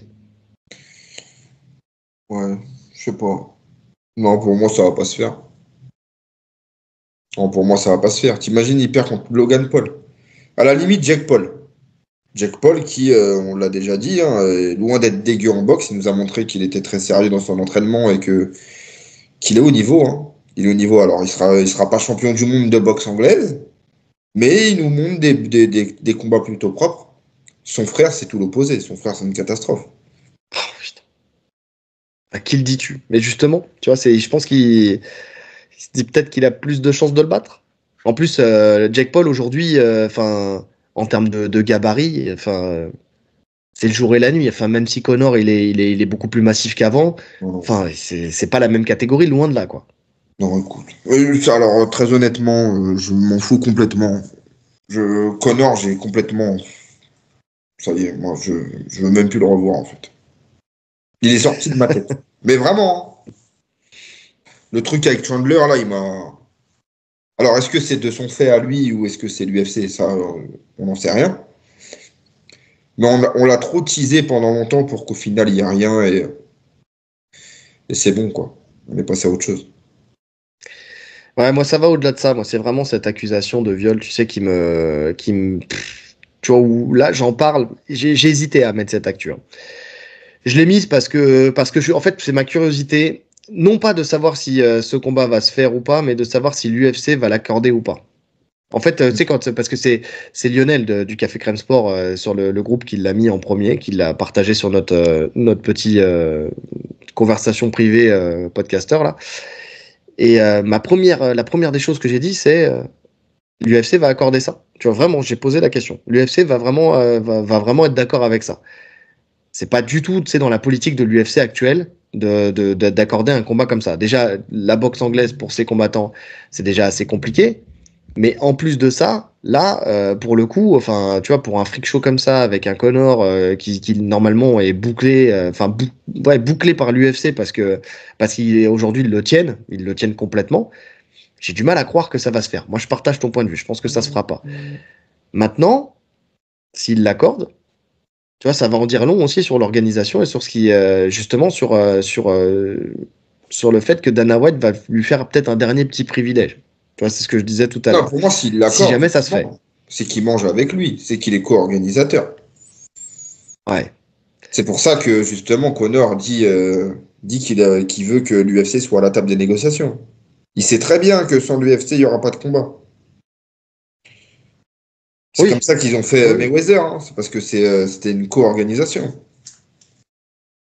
Non, je suis d'accord. Je suis d'accord avec ça. Mais bon. Et donc, je te disais tout à l'heure, moi, j'ai vraiment hésité à mettre cette info parce que je suis dans l'objectif, et je n'en ai pas parlé encore, mais j'en ai parlé à ma femme. Bah oui, c'est notre manager. Donc, de savoir est-ce qu'on continue à parler en fait de Conor ou pas en fait. J'en suis là, moi, dans le podcast, et je me pose la question si on va encore parler de lui ou pas. Tu sais, je lui ai même dit. Ça me dérange pas. Hein. Ouais, j'ai même dit, si jamais demain ils annoncent un combat à l'UFC, même si c'est un main event de ce que tu veux contre un combattant de ouf et tout, je me suis posé la question si oui ou non on ferait l'analyse ou pas de ce combat-là. J'en suis à ce point-là de me dire, peut-être même que je veux plus l'analyser, tu vois. En tout cas, peut-être en parler en off, mais en tout cas publiquement, non, bof. J'ai vraiment de tirer un trait sur ce combattant-là. T'es triste. Ouais. T'as dit T ou c'est? T'es triste. Ah non, je suis pas triste, moi. Non, je suis pas triste parce que, tu sais, moi, je fais partie de ces gens, tu sais, qui ont du mal à dissocier l'homme de la crapule, tu vois. L'homme de l'ordure. Donc ouais, j'ai un peu de mal avec ça. Donc c'est pour ça que je me pose la question. Tu sais, tout comme d'ailleurs, c'est tout à l'honneur aussi, tu sais, du RMC Fighter Club qui a changé son générique en retirant la phrase de Conor où il dit qu'il s'excuserait auprès de personne, parce que justement la résonance de cette phrase-là était complètement différente aujourd'hui du fait de ce qui s'est passé avec ses déboires, tu sais, avec la justice aujourd'hui.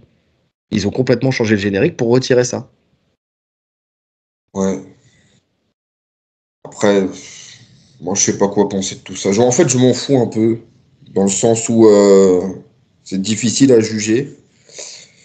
Là, c'est des infos secondaires finalement, donc sur ça, ouais, je suis d'accord. Maintenant, s'il est amené à combattre, je pense que j'en parlerai.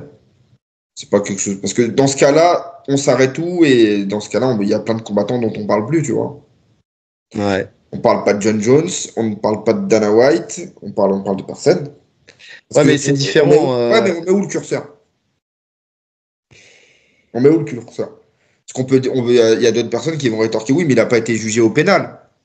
C'est un accord qui est trouvé, c'est un autre moyen. Tu l'avais expliqué très bien. Oui, j'avais tout expliqué, ouais. Que finalement, tu vois, on s'arrête tout. Dans ce cas-là, on parle pas de Mike Tyson. En fait, on parle de personne, en fait. Dans ce milieu. Vrai, t'as raison. C'est juste que c'est de personne. Non, tout est relatif parce qu'il y a crime et crime. Tu vois, on va dire que dans les crimes, voilà, j'ai volé, j'ai eu un accident de la route, oui, mais je veux dire, c'est pas le seul. Puis j'ai violé et j'ai tué. Tu vois, c'est vraiment. C'est sûr. C'est sûr.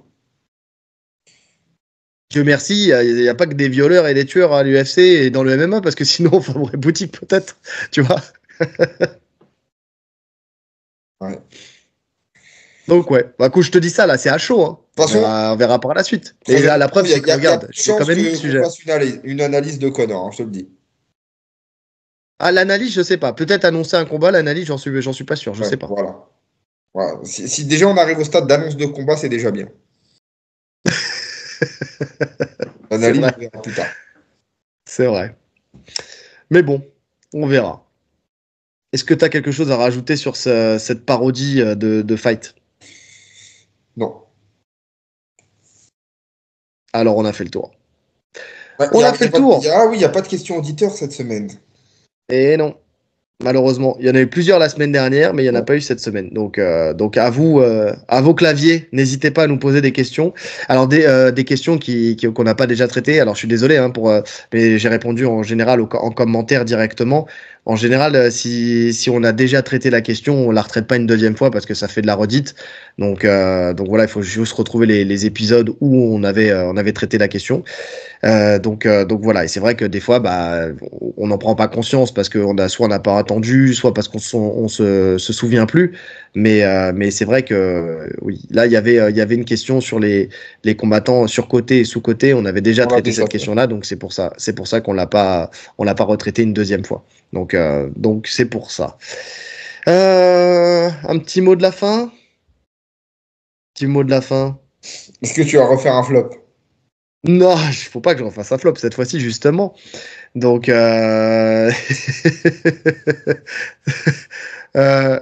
Salazar. Voilà, la valeur sûre. Salazar. Allez, glissez-nous Salazar dans vos commentaires. Et là, on est bon. On est bon. Salazar ou la vanne sur Léon Marchand aussi, j'aime beaucoup. Tu vois, trouvez-nous des vannes équivalentes et ça serait pépite. En attendant, likez, commentez, partagez, cliquez sur la cloche des notifications pour ne rien rater. Les 5 étoiles sur toutes les plateformes de podcast. Et puis, le lien Tipeee en description. Merci. Et d'ailleurs, on a eu un Tipeee il n'y a pas longtemps et merci énormément. Et puis, il ne nous reste plus qu'à vous souhaiter une bonne journée. Ou une bonne soirée. En fonction de l'heure à laquelle vous nous écoutez.